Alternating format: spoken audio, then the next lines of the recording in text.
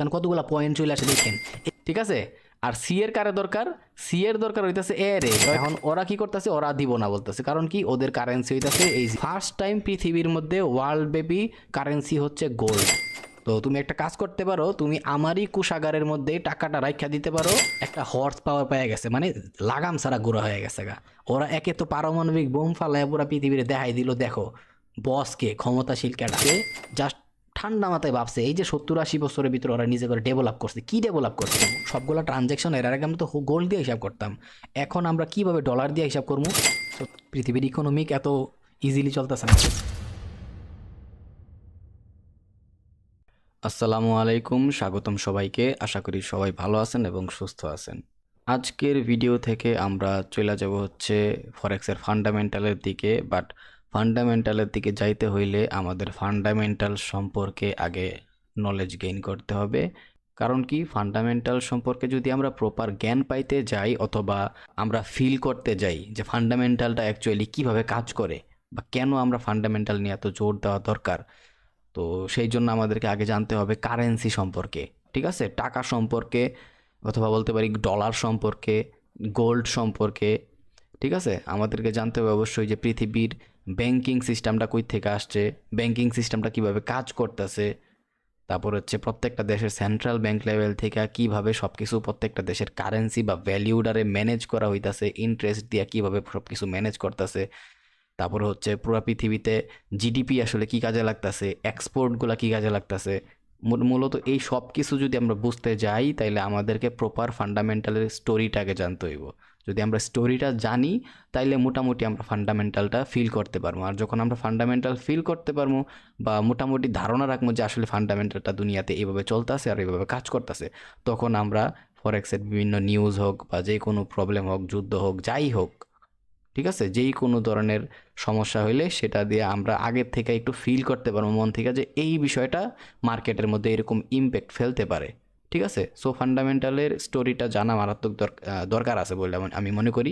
তো আমি একটু ডিফারেন্ট, ঠিক আছে, মানুষ হিসেবে অনেক ডিফারেন্ট। তো আজকে আমি কি করব, জাস্ট একটা স্টোরি বা গল্প বলবো। ছোটোবেলায় যেমন গল্প শুনতেন, ধরেন যে কিভাবে টাকার বিবর্তন হয়েছে বা পাথরের জমানা থেকে আমরা যে আজকে কাগজের নোট বা ডলার মলার ইউজ করতেছি, ঠিক আছে, এইগুলার বিবর্তনগুলা কিভাবে হয়েছে এটার একটা গল্প শুনবো, জাস্ট ছোটোখাটো, ঠিক আছে। জানি না ছোটোখাটো হইব কিনা, বাট আমি ভিডিও বানাইলে কে লেগে জানি সিনেমার মতো বড় হয়ে যায়। তো যদি কারো সময়ের সংক্ষিপ্ততা থাকে বা সময়ের অভাব থাকে তাহলে ভাই ক্ষমা চাই, আপনি ভিডিওটা দেখেন না। আর যারা মনে করেন যে ফরেক্সের ভিতরে লাইফে লং টাইমে কিছু একটা করার ইচ্ছা আছে, লং টার্মে নলেজ নেওয়ার ইচ্ছা আছে, ওই মানুষগুলো ভিডিও দেখতে পারেন। কারণ আপনি ফান্ডামেন্টাল বুঝতে গেলে, ট্রেডিং বুঝতে গেলে ফান্ডামেন্টাল বোঝা দরকার আছে আমি মনে করি। কারণ টেকনিক্যালের বাপ হইতাছে ফান্ডামেন্টাল। ফান্ডামেন্টাল লং টার্মে একটা ডিরেকশন দেয় মার্কেটকে, সো অনেক ইম্পর্টেন্ট। তো আজকের ভিডিওটা কথা না বাড়ায় স্টার্ট করি। এই ভিডিওর মধ্যে আমরা জানবো হচ্ছে একদম পাথরের জমানা থেকে কিভাবে আজকে যেমন আমরা ডলার দিয়ে সব কিছু হিসাব করতেছি, আমেরিকান ডলার দিয়ে কেন আমরা সব কিছু হিসাব করতেছি, এইটার পুরো বিবর্তনটা আমরা জানবো আজকের ভিডিওতে একটা গল্পের আকারে, ঠিক আছে। যদিও আমি এত ভালো গল্প বলতে জানি না, বাট যতটুকু আমার দ্বারা সম্ভব আমি ট্রাই করতেছি বলার। তো একটু মনোযোগ দিলে ভালো হয় আর কি। তো চলেন আমি মূলত স্টার্ট করি একদম পাথরের জমানা থেকে। শুরুতেই একটা হেডিং দেখতে পারতেছেন, তাই না? হেডিং দেখে অনেকে বুঝে গেছেন আসলে গল্পটা কিসের। আর আমি অলরেডি বলছি যে history of the evolution of money. তো আমরা যদি কারেন্সি বা টাকার ইতিহাস জানি তাহলে আমাদেরকে একটু সাধারণভাবে চিন্তা করতে হইতে পারে যে আসলে আমরা কেন পরিশ্রম করতেছি, টাকাটা কেন আমরা আর্ন করতেছি। টাকাটা আমরা আর্ন করতেছি বা পরিশ্রম করে টাকা ইনকাম করতেছি কারণ আমাদের দৈনন্দিন জীবনে বাঁচতে গেলে আমাদের টাকাটা মারাত্মক ইম্পর্টেন্ট। টাকা ছাড়া আমরা কিচ্ছু করতে পারবো না, ঠিক আছে। যেমন আমাদের খিদা লাগছে, খাবার খাইতে গেলে বা চাউল কিনতে গেলে টাকা লাগবে, চাউল কিনে আনলাম, তাই না? কেন কিনলাম? যাতে আমাদের খিদা লাগে। তরি তরকারি কিনলাম, মাছ মাংস কিনলাম, এগুলো কেন কিনতেছি? কারণ আমরা বাঁচতে গেলে আমাদের এগুলো লাগবে। সো এই যে জীবন, একটা মানুষের জীবন পরিচালনার লেগা যে মানুষের বিভিন্ন চাহিদা আছে, সেই চাহিদাগুলো ফিল আপ করার লেগেই মানুষ বিভিন্ন ধরনের ট্রানজ্যাকশন করে, ঠিক আছে। এই ট্রানজ্যাকশনটা তো বর্তমানে আমরা টাকা দিয়া করতেছি, আমরা গিয়া টাকা দিলে দোকানে আমাদেরকে জিনিসপত্র দিতেছে, বাট আদিকালে কি এটা ছিল পাথরের জমানায়? এটা ছিল না। তখন ওরা কি করত, তখন ওরা একটা পদ্ধতি অবলম্বন করত, যেটারে বলতে হচ্ছে বার্টার সিস্টেম। ঠিক আছে, একটা বার্টার সিস্টেম বা বার্টার পদ্ধতি বলতে পারেন। এই বার্টার সিস্টেমটা কি? বার্টার সিস্টেমটা হচ্ছে, ধরেন যে একটা মানুষের ফলের বাগান আছে, বা ওই মানুষটা সারাক্ষণ কি করতো, খালি ফল চাষ মানে গাছপালা লাগাইতো, শাকসবজি ফলাইতো, তারপরে ধরেন যে বিভিন্ন ফলমূল ফলাইতো, ওর কাজ ছিল এইটা, মানে ধরেন যেমন একটা চাষাবাদের মতো। আবার ধরেন যে আরেকটা মানুষ ছিল বা আরেকটা ফ্যামিলি ছিল, ওরা কি করতো, জাস্ট হাঁস মুরগি পালতো, এরকম টাইপের। ঠিক আছে, তো এখন ওদের ভিতরে যখন ও যেই জিনিসগুলা ফলাইছে, ঠিক আছে, ও যেমন ধরলাম ও এ আর ও বি, ঠিক আছে, এই এ কি করছে, ফলমূল ফলাইছে, দেন হচ্ছে শাক সবজি ফলাইছে, ঠিক আছে, এরকম টাইপের বিভিন্ন ধরনের, মানে ধরেন যে বীজ টাইপের অনেক কিছু ফলাইছে, ওর জিনিসপত্র হচ্ছে এইগুলা। বাট ওর ফ্যামিলি আবদার করছে কি, আমগুর কাছে তখন ফলমূল আছে, তুমি এইগুলা পারলে কাউরে দিয়া, কাউর কাছে দেখো মুরগি টুরগি বা হাঁস মুরগি কিছু আনতে পারো কিনা, মাংস খাই না বহুত দিন হয়ে গেছে। সো এখন ওর প্রয়োজন কি দরকার পড়ছে, মাংস। ও কার কাছে যাইবো? অবশ্যই যার কাছে মুরগি হাঁস মুরগি আছে পালে ওর কাছে যাইবো। এখন ওর ফ্যামিলিও বলছে, দেখো হাঁস মুরগি খাইতে খাইতে একটু কেমন জানি বোরিং হয়ে গেছি, তুমি অন্য কিছু আনার চেষ্টা করো, শাক সবজি ফলমূল যা পারো। তো ও কি করলো, ওর বউয়ের কথা হই না আয় বললো এদিকে, যে ভাই আমার মুরগি দিয়ে আপনি কিছু ফলমূল দেন। ওয়ও কইতাছে, ও ভাই আমার ফলমূল নিয়ে আপনি আমার একটা হাঁস মুরগি দেন, কিছু একটা দেন, আমার ফ্যামিলির দরকার। ঠিক আছে, তো এই যে নিজের ভিতরে এক্সচেঞ্জিং করলো বা ট্রেড করলো একটা, এইটাই হইতাছে জিনিসপত্রের বিনিময়ে করতেছে ওরা, কইরা একটা সিস্টেম ফলো করলো। আর এই সিস্টেমটাই বলতেছে হচ্ছে বার্টার সিস্টেম, যেটা আদিকালে হইতো, কারণ ওদের সময় কোনো টাকা পয়সা ছিল না। ঠিক আছে, তো ওরা কারেন্সি জিনিসটা কি সেটাও ফিল করতে পারে না, এই জন্য ওরা যার কাছে যেটা আছে ওইটাই এক্সচেঞ্জ করে ওদের বিনিময়ের কাজটা করতো। এখন এই কাজ করতে গিয়ে আবার অনেকের অনেক ধরনের প্রবলেম হইতো। ঠিক আছে, এখন কি প্রবলেম হইতো সেগুলো আমরা আলোচনা করব, কোনো সমস্যা নাই। তো দেখেন সেম, ওর কাছে আছে ফলমূল আছে, এক্সচেঞ্জ করে নিছে। যেমন ধরেন যে ওর কাছে মাংস আছে, ঠিক আছে, আর ওর কাছে মাছ আছে। তো দুইজনের দুই ধরনের প্রয়োজন হইতেই পারে, কারণ একটা জিনিস দিয়ে মানুষ জীবনে নিজের চাহিদা ফিল আপ করতে পারবো না। সো এই যে দুইজনের ভিতরে এক্সচেঞ্জিং করছে, একটা দিয়ে আরেকটা জিনিসপত্র নিয়ে আসছে, এটাই হচ্ছে বার্টার সিস্টেম, যেটা আগে ফলো করতো। বাট এই বার্টার সিস্টেমের কিছু প্রবলেম ছিল। কি প্রবলেম ছিল এবার একটু সেটা দেখি। ধরেন যে একজনের কাপড়ের দোকান আছে, হ্যাঁ, আরেকজনের কি আছে, কাঠুরে লাকড়ি বা কাঠ বিক্রি করতো, এটা হচ্ছে এ। আরেকজনের মাছের দোকান ছিল, এটা হচ্ছে বি। আরেকজনের কাপড়ের দোকান ছিল বলছি, সেটা হচ্ছে সি। আরেকজনের মাংসর দোকান ছিল, সেটা হচ্ছে ডি। এখন একটা জিনিস হচ্ছে প্রয়োজন এইখানে, যে মাংসওয়ালা কি করতেছে, যে আমি অনেক দিন ধরে মাছ খাই না, আমার মাছের দরকার।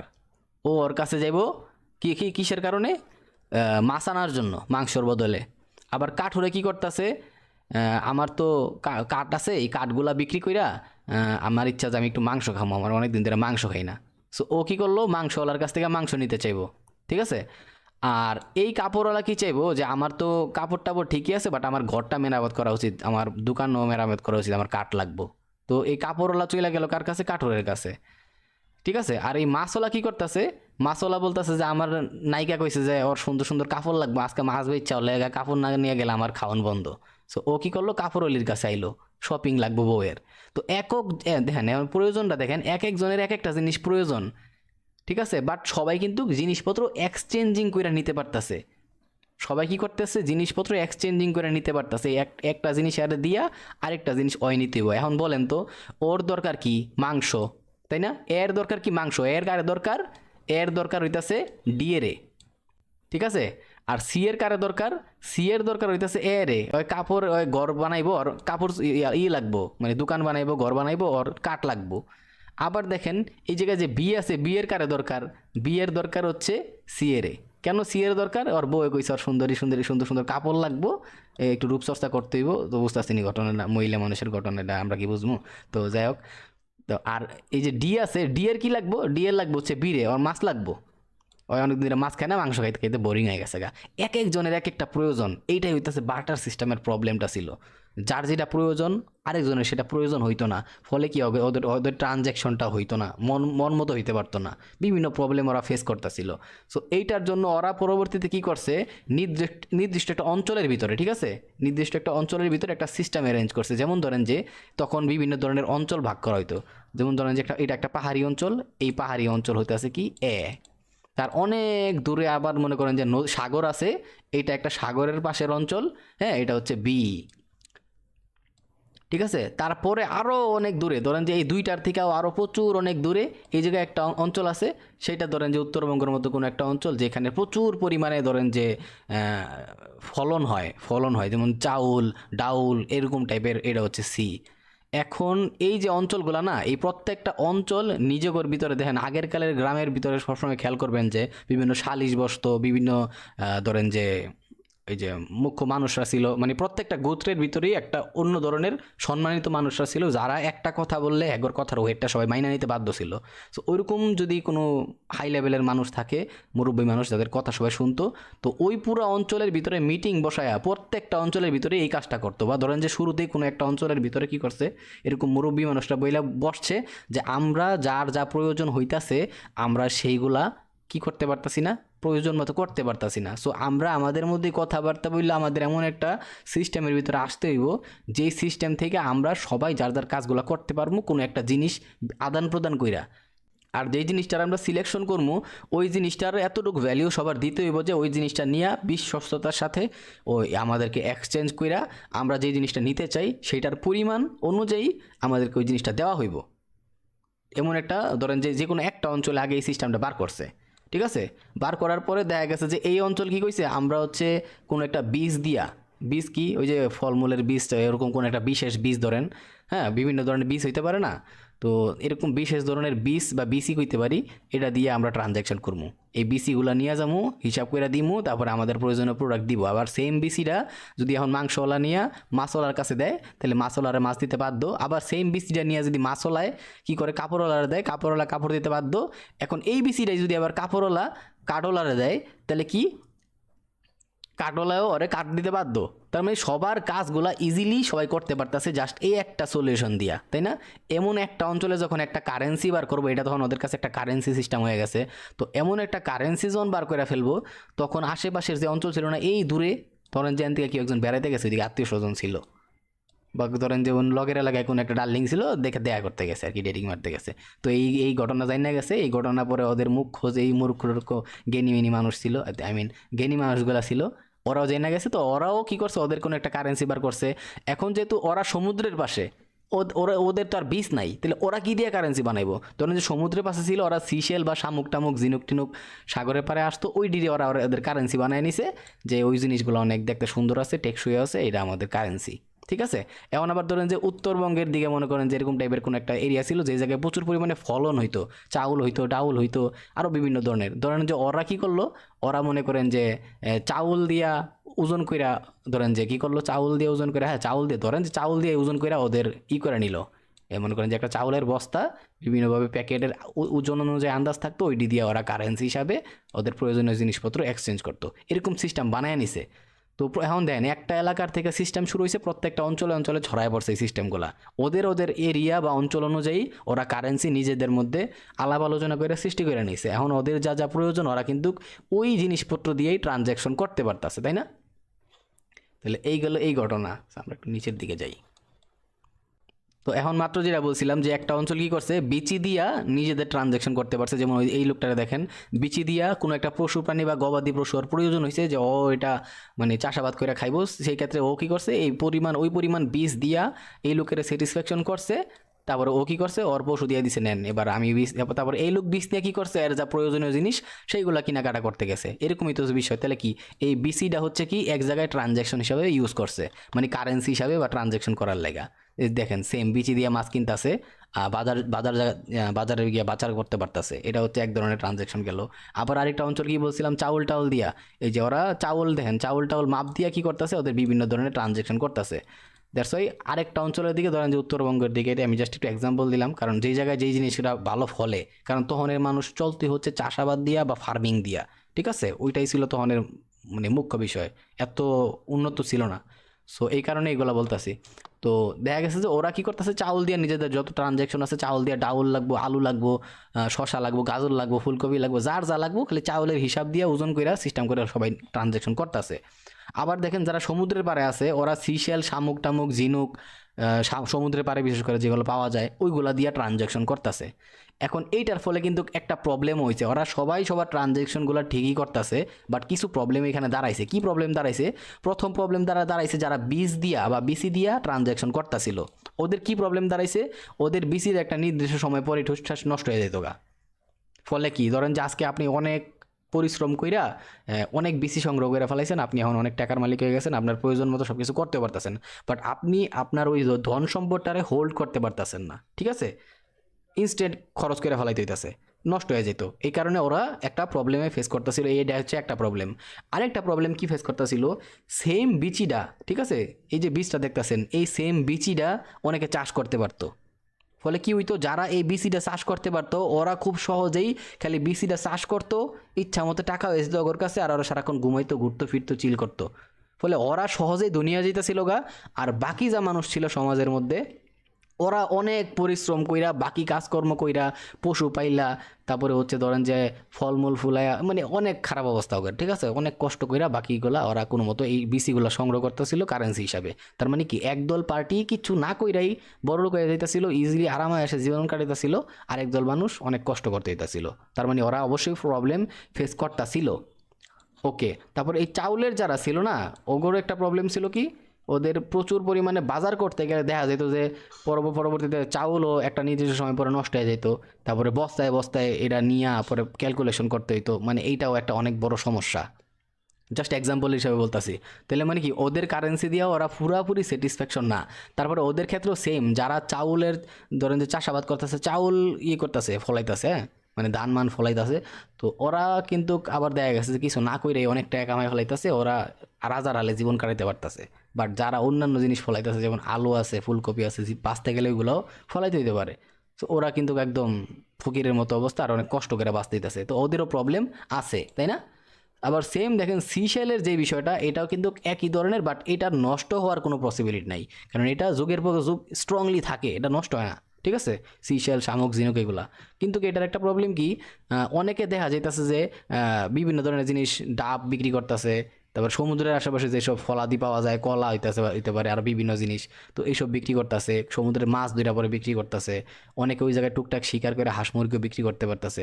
সো এই বিষয়গুলো কি হইতাছে, পরবর্তীতে ওরা প্রচুর কষ্ট করে টাকা আর্ন করতেছে, বাট আরেক দল পার্টি কি করতেছে, যার সমুদ্র থেকে ঢেউয়ের সাথে সাথে ঝিনুক শামুক আসতেছে, ওইগুলো টুকায় টুকায় কারেন্সি হিসাবে জমাইতাছি, অনেক বড় লোক হয়ে গেছে গা, নিজেদের মানে কিচ্ছু না কইরাই রিল্যাক্সে থাইকা নিজেদের যেই টাকা পয়সা সেগুলো জমায়া নিজেরা আরামায় এসে বাঁচতে পারতেছে। সো এটা একটা ইমব্যালেন্সের তৈরি হয়েছে সমাজের ভিতরে, যে এটা খুবই খারাপ একটা বিষয়, তাই না? তো এই সমস্যাগুলো সমাধানের লেগেই পরবর্তীতে কি হয়েছে, পুরা, এটা প্রথমে একটা কোনো একটা নির্দিষ্ট অঞ্চল থেকে শুরু হয়, এটা আমরা বুঝতে পারতাছি। তো ফার্স্ট টাইম একটা মেটাল টাইপের আবিষ্কার করা হয়েছে, যে এমন কোনো একটা জিনিস আমগুলো লাগবো।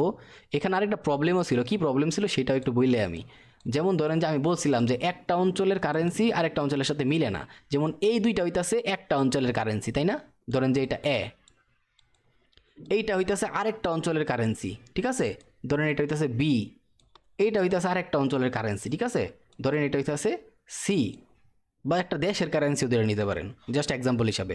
এখন এই এর পার্টি গিয়া যদি বীজ দিয়া এই দানওয়ালাগারও কয় যে ভাই আমি এই নেন, আমি আপনার এক থলি বিসি দিলাম, আপনি আমার একটা কাজ করেন, আমারে দেন, কি বলে এটারে, ওই যে ফুলকপি দেন, আলু দেন, তারপর হচ্ছে বাঁধাকপি দেন, তারপরে ডাল দেন, টমেটো দেন, ওই লোকে কি দিব? দিব না, কারণ ওরা বিসি দিয়ে ওদের কারেন্সি মনে করে না। ওরা কারেন্সি মনে করে ওদের চাউল রে, ঠিক আছে, যেগুলো মানুষ ওজন দিয়ে মাইপা মাইপা আনা নেওয়া করে, মানে ওদের বাকি ট্রানজ্যাকশনগুলো করতে পারে। ওরা কারেন্সি মানে চাউল রে। এখন আবার দেখা গেছে চাউল নিয়ে কি করলো, একজনে গেল হইতেছে ওই সমুদ্রের পাড়ে যে এলাকা ছিল ওই জায়গায় গিয়ে বললো যে ভাই আমি এইগুলো আপনার দিলাম, আপনি আমার একটা কাজ করেন, আমার মাছ দেন, বা এরকম এরকম বিষয়ে বললো আর কি, ধরেন। তো এখন ওরা কি করতেছে, ওরা দিব না বলতেছে, কারণ কি, ওদের কারেন্সি হইতাছে এই ঝিনুক টিনুক টাইপের জিনিসগুলা, শামুক, ঝিনুক, সিশেল, এইগুলা। তো এখন ওরাও দিতেছে না। ফলে কি দেখেন, এক একটা অঞ্চলে এক এক ধরনের কারেন্সি আছে, আর কেউ যদি নিজের অঞ্চল থেকে বাড়ায়া বাহিরের একটা অঞ্চলে যায়, বাহিরের অঞ্চলের সাথে ট্রেড বা ট্রানজ্যাকশন করতে পারতেছে না, এটা কিন্তু অনেক বড় একটা আরেকটা ইমব্যালেন্সের সৃষ্টি হয়েছে সমাজের ভিতরে, ঠিক আছে? তো এইটা সলিউশন করার লেগে মূলত সব জায়গার যত মানুষ আছে সেরা সবাই মনে করেন যে তখন ততদিনে মনে করেন যে যথেষ্ট পরিমাণে আধুনিক হয়ে গেছে, সবাই সবার কাজ পর্যন্ত আসা যাওয়া করতে পারে ইজিলি, ধরেন যে বিভিন্ন গাড়ি মারি বাড়ায় গেছে, গরুর গাড়ি ঘোড়ার গাড়ি এরকম কিছু একটা, তো দূরে থেকে আসা যাওয়া করতে পারে, ফলে সবার কমিউনিকেশন সিস্টেমটা খুব উন্নত হয়ে গেছে। তো তখন কি করছে, সবাই আলাপ আলোচনা কইরা একটা মেটাল বার করে ট্রাই করছে যে এমন একটা ধাতু আমগোল লাগবো বা প্রোডাক্ট লাগবো যেইটা দিয়া পুরা পৃথিবীর সবাই ট্রানজ্যাকশন করতে পারবো, আর হচ্ছে ধরেন যে আর যেটার সবাই ভ্যালিউ দিব, যে এই জিনিসটা একটা ভ্যালুয়েবল জিনিস, এটা আমরা কারেন্সি হিসেবে মাইনে নিতে বাধ্য। ঠিক আছে, এরকম একটা হয়তো বা শুরুতে কোনো একটা অঞ্চল থেকে শুরু হয়েছিল, যেটা জানি না, এটা বলে লাভ নেই, বাট এরকম তো কিছু যে কোনো একটা জিনিস কোনো একটা অঞ্চল থেকে বা দেশ থেকে শুরু হয়, তাই না? সো এরকম একটা ধাতু বার করতে গিয়া সবাই দেখলো যে গোল্ড, গোল্ড এমন একটা ধাতু, গোল্ডের পরে সেকেন্ডে আসে হচ্ছে রূপা।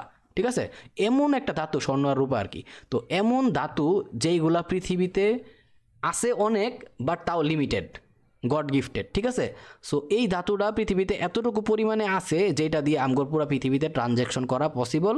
আর এটা অনেক বেশিও কোয়া যাবে না যে সবাইয়ের কাছে অভাব থাকবো না পাহাড় পরিমাণ, এতও না। সো এটার লিমিটেডও আছে, আবার এটা দামিও জিনিসটা। সো এইটা দিয়ে আমরা ট্রানজ্যাকশনগুলো করতে পারি চাইলে। তো এই তারপর থেকে হচ্ছে গোল্ডের দিকে সবাই শিফট হয়েছে, যে ফার্স্ট টাইম কারেন্সি হিসাবে গোল্ডরে মানুষ বাচ্চা নিছে, ফার্স্ট কারেন্সি ওয়ার্ল্ড ওয়াইড, মানে পুরো পৃথিবীব্যাপী যদি কোনো কারেন্সি হিসাবে কি কোনো জিনিসটা ভ্যালিউ দেওয়া হয়, এর আগে একটা কারেন্সি বীজ আরেকটা জায়গায় চাউল এক্সচেঞ্জ হইতো না, ট্রেড হইতো না, বাট ফার্স্ট টাইম পৃথিবীর মধ্যে ওয়ার্ল্ড ব্যাপী কারেন্সি হচ্ছে গোল্ড, আর অনেক ভ্যালুয়েবল পদার্থ। ঠিক আছে, সো এইটারই সবাই ভ্যালিউ দিছে। পরে দেখা গেছে যে এইটা ভ্যালিউতে আসার পরে আসলেই দেখা গেছে এটার ভ্যালিউ তো অনেক ভালো লেভেলের, পৃথিবীর সব জায়গায় এটা দিয়ে ট্রানজ্যাকশন করা যাইতেছে। বাট এটারও কিছু একটু রিস্কি বিষয় ছিল, কি তখন বিভিন্ন টাকায় ছিল, বাটপার টাটপার ছিল, চোর ছিল। তো এটা বেশি পরিমাণে যার কাছে থাকতো ওর কাছে ডাকাইতি চুরি হওয়ার পসিবিলিটি ছিল। তারপরে এটা বহন করাটা একটা ঝামেলা ছিল, রিস্কি বিষয়, একটা সাইজ বড় হইতে পারে তখন। কিন্তু এখন তো গোল্ডের টুকরা দেন যে ছোট্ট ছোট মানুষ গয়না বানায়, তখন গোল্ডের টুকরা ছিল বিস্কিটের মতো, লম্বা লাডির মতো, তারপরে বড় বড় কয়েন, বড় বড় পয়সা। এখন তো ফকিন্নি মার্কা পিচ্ছি পিচ্ছি পয়সার গোল্ডও দেখবেন না, তখন গোল্ডের পরিমাণও অনেক বড় বড় ছিল। সো এটা রিস্কি জিনিস ছিল, ইভেন থলির মধ্যে বাঁধা থাকতো, কসর কসর করতো। সো এটা অনেক বিষয় কাহিনী, তো রিস্কি ছিল অ্যাটলিস্ট, তাই না? বাট ওয়ার্ল্ড ওয়াইড ভ্যালিউ দেওয়া হইতো ফার্স্ট কারেন্সি হিসাবে। তো পরে কি করলো, এটারে ওরা বিভিন্নভাবে ভাগ করলো, বিভিন্ন হিসাব করলো। যেমন ধরেন যে একটা মানুষ তো বড় কাজও করতে পারে, বা ভালো মানে দামি কিছু কিনতে পারে, কম দামি কিছু কিনতে পারে। তো সেই ক্ষেত্রে কি করব, বড় একটা গোল্ডের টুকরা দিয়ে এসে পড়বো না। তারপরে এইটারে পরিমাপ করার জন্য গোল্ডের টুকরারে বিভিন্ন বিভিন্ন পয়সা আকারে বা বিভিন্ন সাইজ আকারে ভাগ করছে। ঠিক আছে, পরে যাতে আরও ছোট্ট ছোট্ট কাজ করতে পারে সেটার জন্য গোল্ডের পাশাপাশি রূপারেও ভ্যালিউ দেওয়া হয়েছে কারেন্সি হিসাবে। তো হিসাব মতে যা আসে আর কি, একটা স্বর্ণের যে মুদ্রা থাকে বা পয়সা থাকে ওইটার সমপরিমাণ 12টা রূপা। তার মানে কি, 12টা রূপার পয়সা সমান একটা গোল্ডের পয়সার সমান। তার মানে কি, ছোট্টখাট্টো ট্রানজ্যাকশনগুলো রূপা দিয়ে করতে পারতো, আর একটু তার চাইতে বড় ট্রানজ্যাকশন হইলে সেটা গোল্ড দিয়ে করতে পারতো, অথবা পয়সা দিয়ে করা যেত, মানে রূপা দিয়া, বাট এটা অনেক পরিমাণে রূপার দরকার হইতো তখন। তাও অ্যাটলিস্ট একটা ব্যালেন্স আসছে সমাজের মধ্যে। ইভেন এখানে আরেকটা প্রবলেম ওদের সলভ হয়ে গেছে, যে স্বর্ণ আর রূপা পুরা পৃথিবীর যদি আগুন লাগা জায়গা, পুরা পৃথিবী সিদ্ধ হয়ে যায়, তাও এই জিনিসগুলো গায়ে হইব না, এমন ম্যাটেরিয়াল এগুলা। সো বুঝতেই পারতেছেন কতটুকু ভ্যালুয়েবল, মানে নষ্ট হওয়ারও কোনো চান্সই নাই। তাহলে এতটুকু বুঝতে পারলেন যে প্রথম মানে পৃথিবীব্যাপী যেই কারেন্সি দরকার সেই কারেন্সিও মানুষ পাওয়া গেছে, যেই কোনো দেশে পৃথিবীর যেই কোনো জায়গায় এই কারেন্সিটা ভ্যালিউ দেওয়া হয়। ঠিক আছে, আর তারপরে কি, এই জিনিসটা সহজে নষ্টও হয় না, ইভেন বহন করা যায়, কিন্তু একটু কষ্ট করা আছে, বাট তাও মানুষ করতে পারে, এটা কোনো ব্যাপার না, মানে মানুষের প্রবলেমটা সলভ হয়ে গেছে। ঠিক আছে, আর ততদিনে দুনিয়া অনেক আগায় গেছে। তো তারপরের ঘটনাটা একটু চলে আসে হচ্ছে আরও চায়নার দিকে। ঠিক আছে, আমি যতটুকু জানছি বা শুনছি আগের থেকেই, এগুলো আমি বলতাছি, একটা গল্প আকারে বলতাছি, কারো খারাপ লাগলে ভাই ভিডিও দেখেন না, সবার জন্য আমার ভিডিও না। তো এখন ইতিহাস চলে যায় হচ্ছে চায়নার দিকে। তখন হচ্ছে কাদের সময়, রাজা বাদশাদের সময়। ঠিক আছে, প্রত্যেকটা দেশে একটা রাজা ছিল, বা প্রত্যেকটা দেশে 2-3টা জায়গায় ভাগ করা করে রাজা ছিল, এরিয়া অনুযায়ী ভাগ করা। তো ধরে নেন যে দেশ অনুযায়ী রাজা ছিল, দেশ কন্ট্রোল করতো, ওরা যুদ্ধ করে বিভাজন করে নিছে, এরকম বিষয়। তো ঘটনা হইতেছে কই, চায়নার ট্যাং ডাইনেস্টি নামের কোনো একটা অঞ্চল ছিল ধরেন, বা কোনো একটা স্টেটের রাজা ছিল, বা কোনো একটা ধরেন যে কোনো একটা স্টেটের রাজাই ছিল, চায়নার ট্যাং ডাইনেস্টি নামের কোনো একটা জায়গা ছিল যেখানে একটা রাজা ছিল। হ্যাঁ, আমরা এখন ওইদিকে চলে যাই। তো চায়নার এই ট্যাং ডাইনেস্টির যে রাজাটা ছিল, এই রাজাটা হচ্ছিল কি অনেক বিশ্বস্ত একটা মানুষ, মানে ভালো সৎ হৃদয়ের একটা মানুষ, ঠিক আছে? তো উনি অন্যান্য রাজাদের মতো ছিল না, যারা মনে করেন যে মানুষের উপরে জুলুম করতো, জমি ছিনাই নিত, অগর সুন্দরী সুন্দরী গেলে ওইদিকে গেলাম না, তো বুঝতে আসেনি ঘটনা। তো এরকম অত্যাচার করতো জনগণের উপরে, ওরকম টাইপের রাজা ছিল না, ঠিক আছে? ভালো মনের রাজা ছিল, আর জনগণ যা ছিল এলাকার ওরে অনেক রেসপেক্ট করতো। সো এখন কি হইছে, যেহেতু সৎ রাজা সবাই অনেক বিশ্বাস করতো, আর ওরও একটা ভ্যালিউ ছিল অন্যরকম, আর প্রজাগর খেয়াল রাখতো উল্টা, ঠিক আছে? তো ও অন্যরকম মানুষ। তারপরে কি হইলো, ধরেন যে ওই রাজা একদিন কি করলো, ওর একটা মহলের কাজ করাইলো, ঠিক আছে? আমি এদিকে বলি এখন। ধরেন যে রাজা কি করলো, একদিন ওর কোনো একটা মহলের কাজ করাইছে, নতুন ধরেন যে মহল বানাইছে নতুন একটা, বা ওই মহলটারই কিছু রিপেয়ারিং এর কাজ করছে, মানে বিরাট বড় প্রজেক্টের একটা কাজ করছে। তো যেই লোকে কাজ করছিল সেই লোকে রাজার কাছে আসছে, আয়সা কি বলতেছে যে বাদশাহ সাহেব, আমার কাজ শেষ, আমার মহলে কাজ শেষ, এখন তো আমার পেমেন্ট করার দরকার, বা আমার টাকাটা দরকার, আমার যে পরিমাণ কাজ করছি। তো বাদশাহও ওরে কি করছে, বড় থলিতে বইরা স্বর্ণ মুদ্রা দিয়া দিছে। এখন এত স্বর্ণ মুদ্রা দেইখা কি করছে, ওই লোকে ভয় পেয়ে গেছে যে এত স্বর্ণ মুদ্রা, আমার যে বাড়িতে যাবো, আমার বাড়িতে অনেক দূরে, পাশাপাশি হইতাছে অনেক জঙ্গল টঙ্গল পড়বো, এখন ওর তো ডাকাইতির ভয়ও আছে, চুরির ভয় আছে, এত স্বর্ণ আমার যে ঘর, আমি এত ওই জায়গায় রাখতে পারবো না, আমার এখনো নিজের বড় সড়ো ঘর নাই বা শক্তিশালী প্রপার্টি নাই যে আমি এই জায়গায় এখানে রাখবো এত স্বর্ণ মুদ্রা। সো আপনি একটা আমি এখন কি করতে পারি? তখন এই লোকে বলছে যে আমি কি করতে পারি। তখন রাজা তো সৎ মনের মানুষ ছিল, রাজাও বুঝতে পারছে যে হ্যাঁ, এখন যদি ও এই স্বর্ণগুলা নিয়ে যায় হয়তো ওর ঘরেতে চুরি হয়ে যাবো, কারণ সবাই জানে ওই আমার মহলে কাজ করছে, ওর কাছে প্রচুর টাকা আসবো। অথবা আরেকটা কাজ হইতে পারে যে রাস্তা থেকে ওরা ডাকাইতি করতে পারে, কারণ এখন প্রচুর ডাকাইতি হয়, তখন ডাকাইতি হইতো প্রচুর। সো এই চিন্তা ভাবনা কইরা বাদশাহ ওরে কি করলো, বা রাজাই বলি, ওরে একটা সিস্টেম দিল। কি সিস্টেম দিল, যে তুমি একটা কাজ করো, আমার তোমরা সবাই তো অনেক বিশ্বাস করো, আর তোমরা জানো আমি কোনোদিনও আমার প্রজারে নিয়ে কোনো উল্টাপাল্টা কাজ করি না, আমি প্রজারে ঠকাই না। তো তুমি একটা কাজ করতে পারো, তুমি আমারই কোষাগারের মধ্যে টাকাটা রাইখা দিতে পারো একটা তোমার জমানত হিসাবে বা তোমার সিকিউরিটি হিসাবে।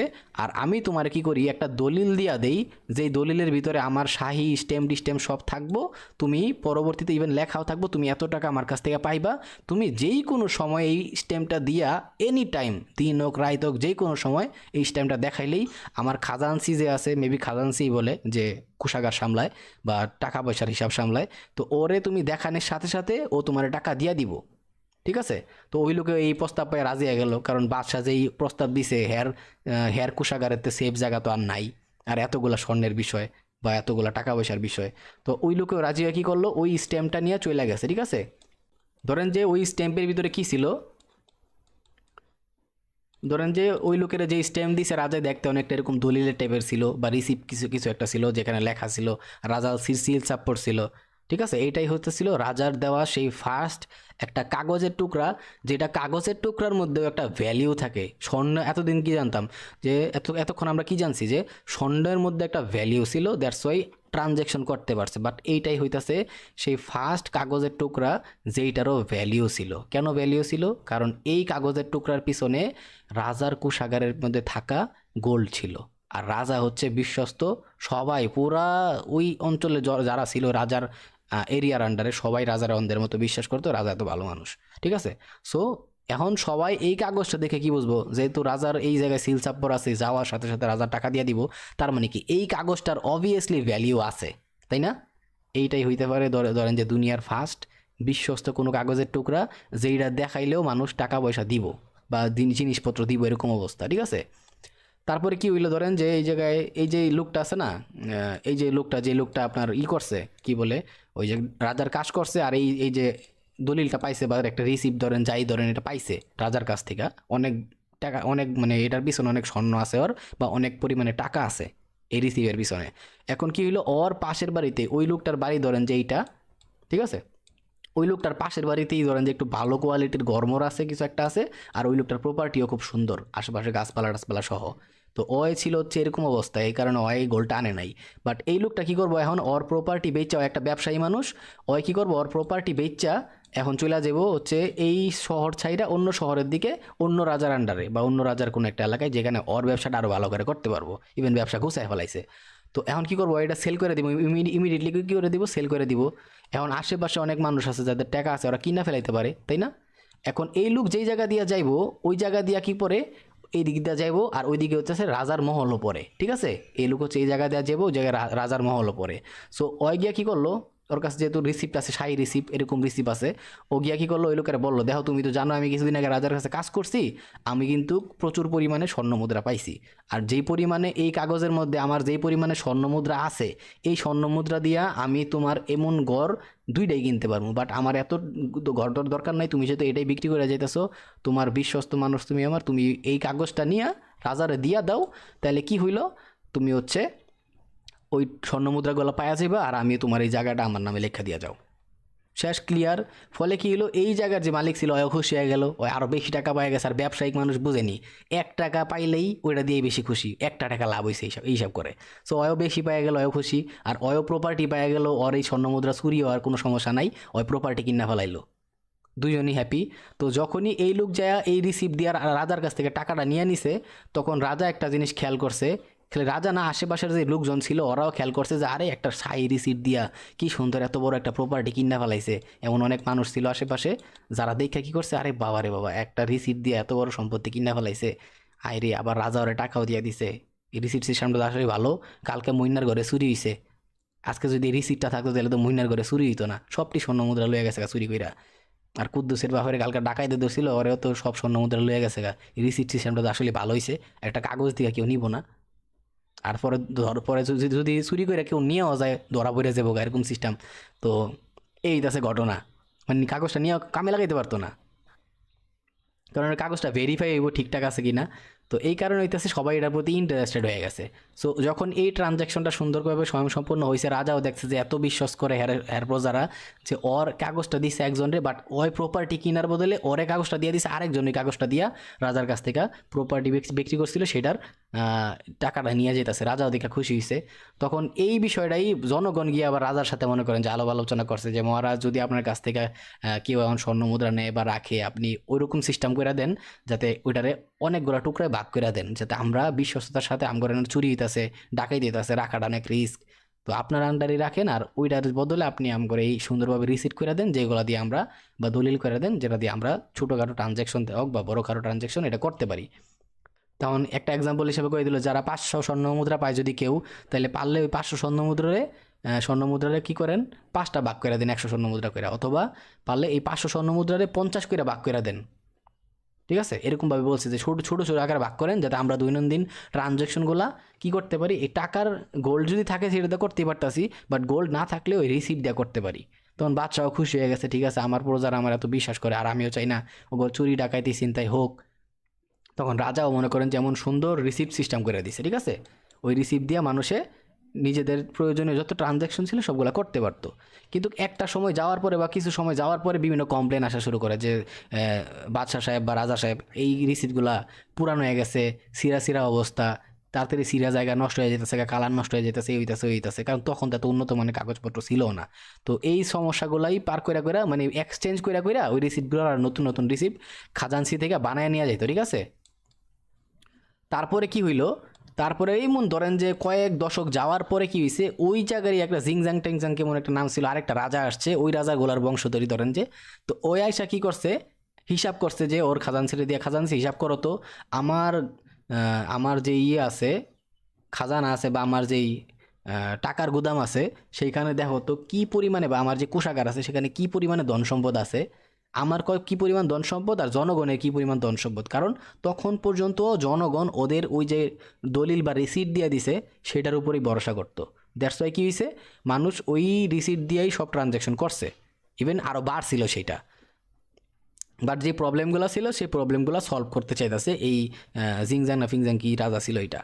তো পরে কী হইলো, এই হিসাব করে দেখে খাজানসি বলে যে উস্তাদ বা বাদশাহ, আমাদের আছে 50% সম্পত্তি, আর বাকি 50% জনগণের। পরে ওই কী করলো, ওই ছিল আরও বেশি ব্রেনি মানুষ, ঠিক আছে, ওই ছিল আরও বেশি ব্রেনি মানুষ। তখন ওই কী করলো, বললো যে আমাদের যে 50% আছে আর জনগণের যে 50% আছে, নতুন কইরা এই 50% আর এই 50%-এর লেগা আলাদা কাগজ তৈরি করো, উন্নত মানের কাগজ তৈরি করবা, যেইটা সহজে নষ্ট হইব না। আগেরটার ভিতরে অনেকে চুরি বাটপারি করতে পারছে, এই চুরি বাটপারি যাতে না করতে পারে এমন সিল সাপোর এত উন্নত মানের সিস্টেম করো। তখন ফার্স্ট টাইম পৃথিবীতে কারেন্সি হিসাবে মেবি এরকম টাইপের একটা টাকা বার করছে, ঠিক আছে। এটার ভিতরে কতগুলো ভেরিয়েন্ট ছিল হয়তো বা টাকা পরিমাণ হিসাবে। সো এরকম টাইপের একটা কাগজ বার করছে যেটা অনেক উন্নত মানের, সহজে কেউ চুরি বাটপারিও করতে পারতো না। ফলে কি কইলো, যাদের কাছে আগের পুরান নকশাগুলো আছে বা পুরান ধরেন যে ওই কাগজগুলো আছে, দলিলগুলো আছে, ওদেরকে বলা হয়েছে যে আপনাদের কাছে যে দলিলগুলো আছে ওইগুলো আমার কাছে দিয়া নতুনটা নিয়ে যান, নতুনটা সহজে নষ্ট হইব না, কিছু হইব না। আর হইতাছে ইভেন সবার মাঝখানে বিলীন করে দিছে, তো আবার বিভিন্ন যারা ব্যবসা করে অগর মাঝখানেও ওই ধরেন যে মানে একটা কারেন্সি সিস্টেম চালু করছে আর কি। কি কি কারেন্সি সিস্টেম, নিজের যে সয় সম্পত্তি ছিল সেইটা নিয়েও টাকা বার করছে, মানে এইরকম কাগজ বার করছে, আর ওর জনগণের যা ছিল এগুলো এক্সচেঞ্জ করে নিছে, পরে যে যতটুকু পাইতো সবার দিয়ে দিছে নিশ্চিন্তে। আর এই হিসাবটা, এই যে সবগুলোর বিনিময়ে এই টাকাটা বানাইছে, এটা কি পরিমাণে টাকা বানাইছে, যেই পরিমাণ গোল্ড আছে বা ধন সম্পত্তি আছে, স্বর্ণরূপা আছে, ওই পরিমাণেই এই কাগজটা ছাপায় ফেলাইছে। তার মানে কি এইটা একটা আলাদা জায়গায় সেফলি রেখে দিছে, এটা হইতেছে হিসাব। তো পরের কাহিনী কি করছে, জনগণ এবার বললে দিছে, দেখেন আপনারা যেহেতু এই পুরো একটা সিস্টেম ইউজ করতেছেন, আপনাদের এত ধন সম্পত্তি আমাদের কাছে আছে, এখন এইটারে সিকিউরিটি দেওয়ার লেগে আমার আরও প্রচুর পরিমাণে সৈন্য ইউজ করতে হইতাছে বা হইছে। তারপরে আমার বিভিন্ন আরও একটা খাজানসি দিয়ে হইতাছে না, আমার 10-15টার মতো খাজানসি রাখতে হইতাছে প্রতিনিয়ত কাজের লেগা। সো দেখা গেছে যে আমার একটা অনেক কষ্ট হইতাছে। তো এখন আপনাদের টাকাই যেহেতু আমার কাছে রাখছেন, আমি এত কিছু করে দিতেছি, সো এইটার জন্য আপনাদেরকে এখন সামান্য পরিমাণ একটু টাকা দিতে হইব, যাতে এই লোকগুলা যে কাজ করতেছে ওদের ভরণ পোষণ হয়, অগর বউ বাচ্চা আছে। তো এত সামান্য পরিমাণে টাকা যে কারো গায়েও বাজে নাই, যে প্রজারা আছে, ধরেন যে 100 টাকা ট্রানজ্যাকশন করলে 8 আনা বা 1 টাকা এরকম টাইপের কোনো একটা ফি কাটতো, ধরেন যে 8 আনাই ধরে নেন, এরকম একটা এক্সাম্পল দিলাম আর কি। তো এই তো আছে বিষয়।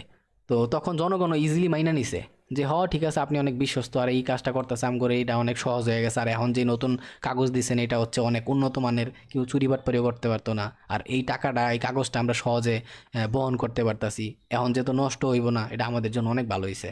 সো জনগণও খুশি, ওরাও খুশি।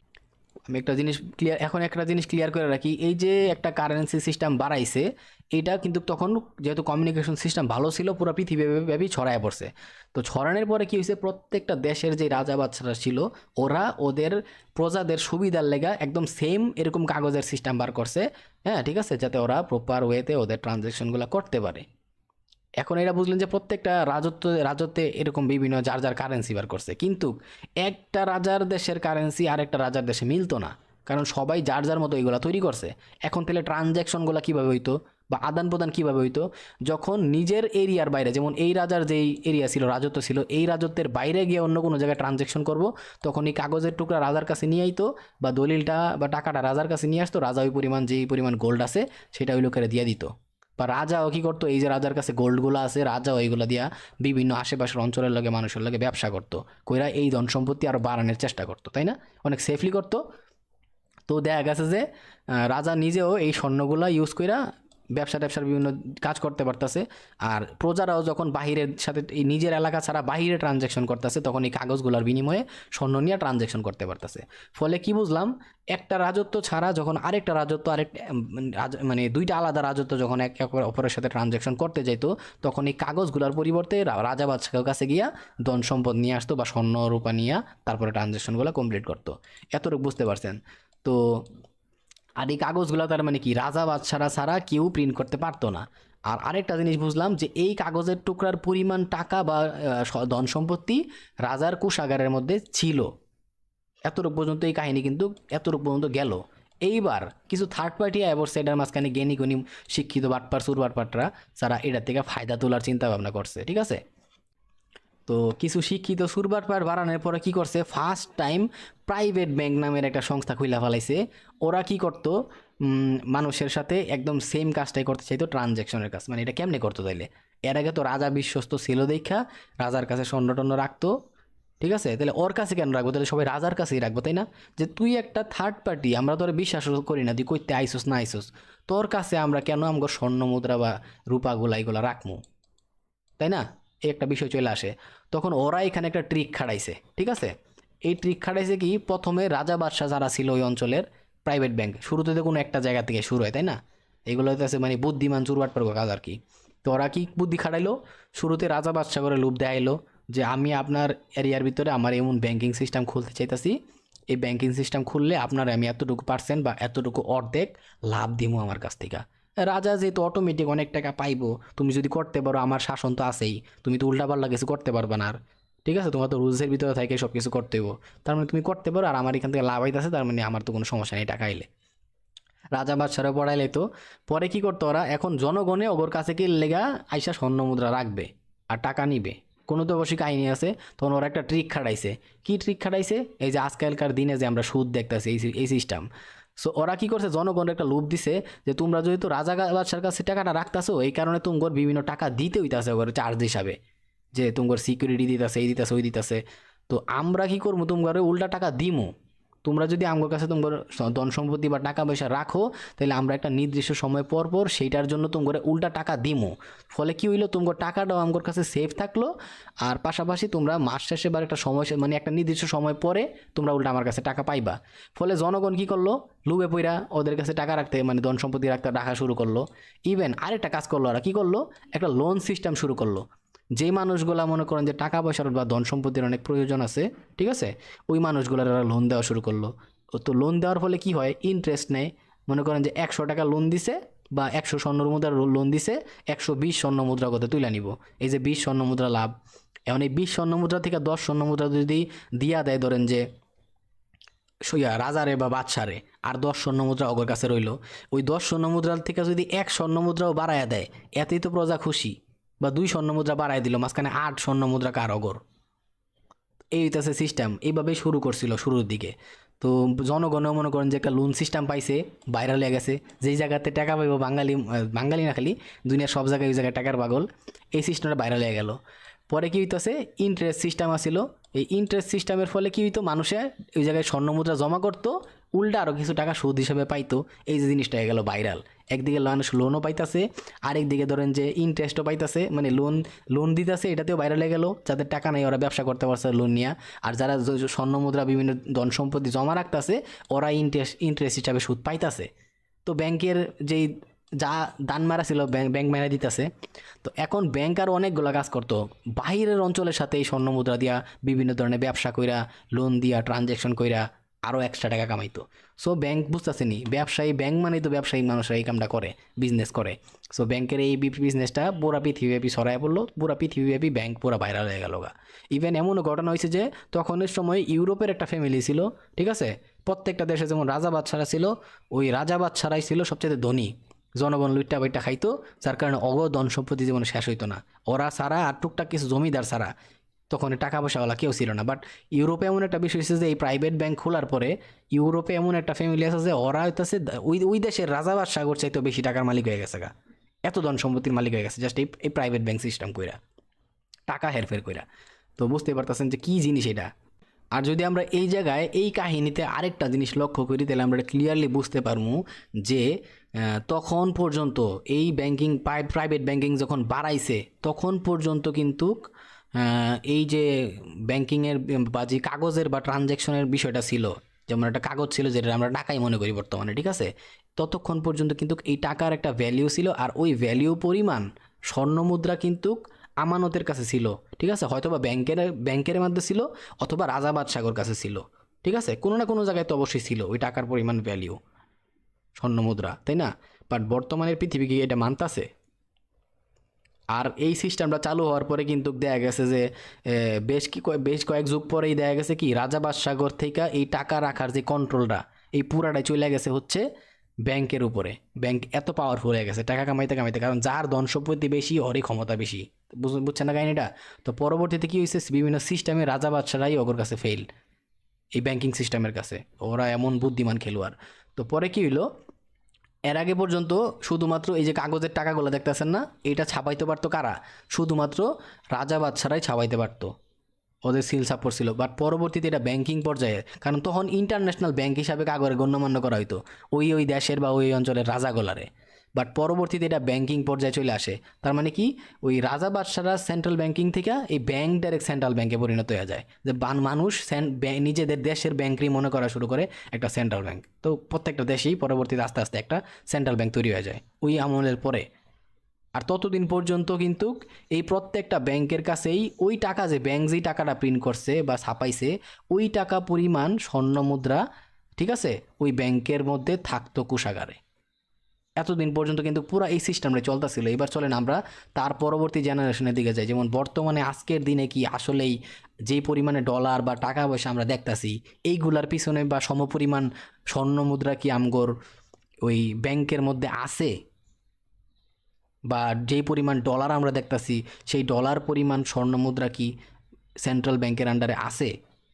এইগুলা নিয়ে আমরা জানবো। এখন এইগুলাই চলে আসে, এখন মনে করেন যে প্রচুর মানে কারেন্সিগত বিষয়, যেগুলা আপনার ফান্ডামেন্টাল বুঝতে গেলে, জিও পলিটিক্স বুঝতে গেলে মারাত্মক কাজে লাগবো। সো আমার দ্বারা যতটুকু পসিবল আমি বোঝানোর চেষ্টা করতেছি। ওকে, এখন এইখানে কিছু বিষয় আমাদের লক্ষ্য করার আছে। এই যে এতক্ষণ আমরা কাহিনীগুলো বুঝলাম, এই জায়গায় কিন্তু আমাদের এতক্ষণ যে আমরা কাহিনীগুলো শুনলাম বা বুঝলাম, এইখানে আমাদের একটা জিনিস লক্ষ্য করার আছে, সেইটা হইতাছে পৃথিবীর ব্যাংকিং সিস্টেমটা এতটুকু আগায় গেছে যে প্রত্যেকটা দেশেরই এখন একটা একটা নির্দিষ্ট সেন্ট্রাল ব্যাংক আছে, আর ওই নির্দিষ্ট সেন্ট্রাল ব্যাংক অনুসারে প্রত্যেকটা দেশের জন্য এক একটা নির্দিষ্ট কারেন্সি বার করা হয়েছে। ঠিক আছে, এতটুকু ক্লিয়ার। যেমন বাংলাদেশের সেন্ট্রাল ব্যাংক বাংলাদেশ বিডিটি বার করছে, আমেরিকান সেন্ট্রাল ব্যাংক ওদের তো আগের থেকে ডলার বার করছে, ধরেন যে ডলার বার করছে, তারপরে ইউরোপিয়ান সেন্ট্রাল ব্যাংক ইউরো বার করছে, এমন বিভিন্ন, তারপরে জাপানিজরা জাপানিজ ইয়েন বার করছে। বিভিন্ন দেশের যে কারেন্সি আছে, ওই প্রত্যেকটা দেশ নিজস্ব একটা সেন্ট্রাল ব্যাংক খুললা নিজস্ব দেশের জন্য একটা কারেন্সি প্রিন্ট করছে আর ছাপাইছে, যেটা রাজা বাদশাদের আমলে রাজা বাদশাদের পর্যন্ত সীমিত ছিল। বাট ব্যাংকিং সেক্টরটা বাড়ার পরে প্রত্যেকটা দেশ সেন্ট্রাল ব্যাংক খুললা ওই সেন্ট্রাল ব্যাংকের মাধ্যমে ওদের দেশের জন্য এক একটা কারেন্সি বার করে নিছে। এটুক পর্যন্ত সই।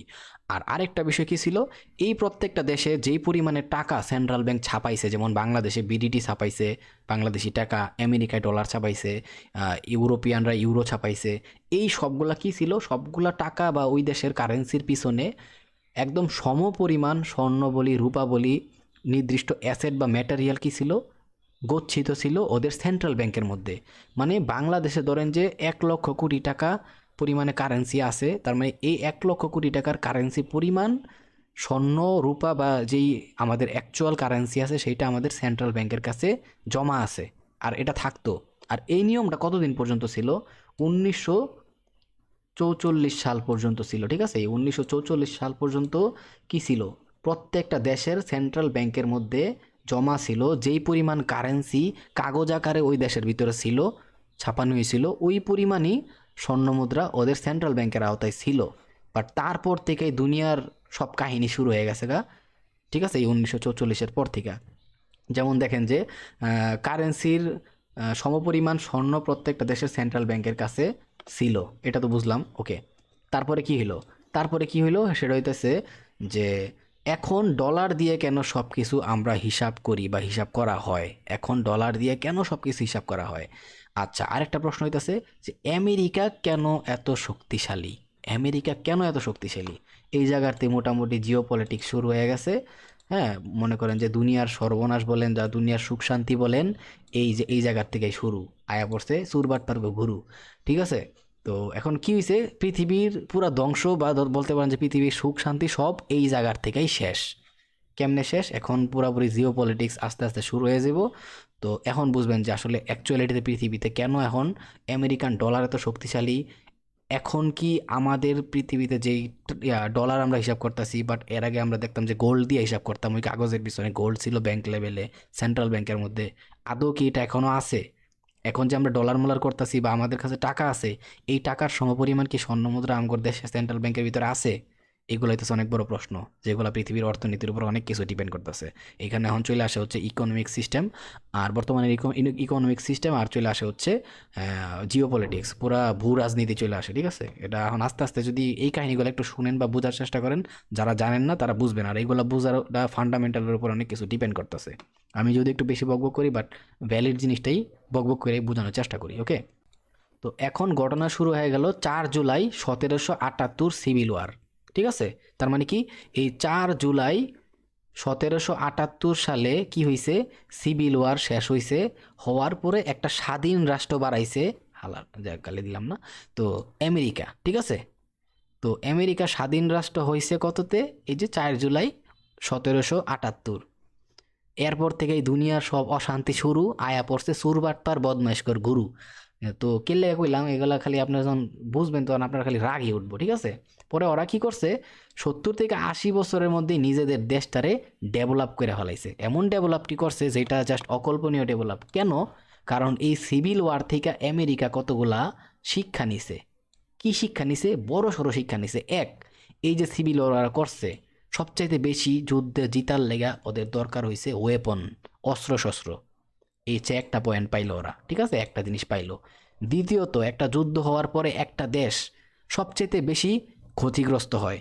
কি ভাঙ্গা যায়? ওদের দেশের ডেভেলপমেন্ট ভাঙ্গা যায়, ওদের দেশের যতগুলা ধরেন যে কর্মপর্যায় আছে সব ভাঙ্গা যায়, ওদের দেশটা যতটুকু উন্নত করছিল, যত সংস্থা আছে বিভিন্ন ধরেন যে টেকনোলজিক্যাল হইতে পারে, তারপর হইতে পারেন যে এটা কি বলে এগুলারে, ইন্ডাস্ট্রিয়াল লেভেলে হইতে পারে, সবগুলা দইসা যায়। ফলে কি ওই দেশের অর্থনীতিটাই দইসা যায়।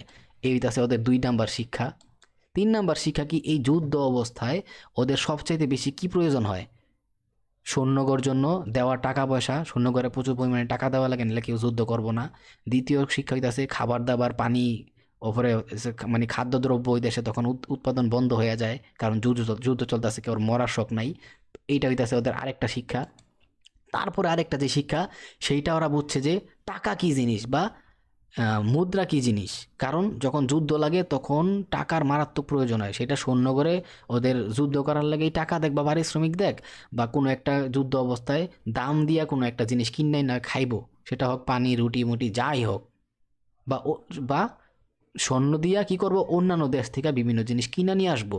যে আমার দেশে এখন পানি নেই, খাবার নাই, ঠিক আছে, ওই যেমন আছে না মাননীয় স্পিকার, আমার দেশে আমি আগে কইলাম না, রাস্তাঘাট ঠিক নাই, বিদ্যুৎ চলাচল করে না, আমি শুনছিলাম একবার একটা মহিলা কইতাছিল, কোন থানার বলে, তো যারা শুনছেন এরা তো জানার কথাই, তো মজার অবস্থা আর কি।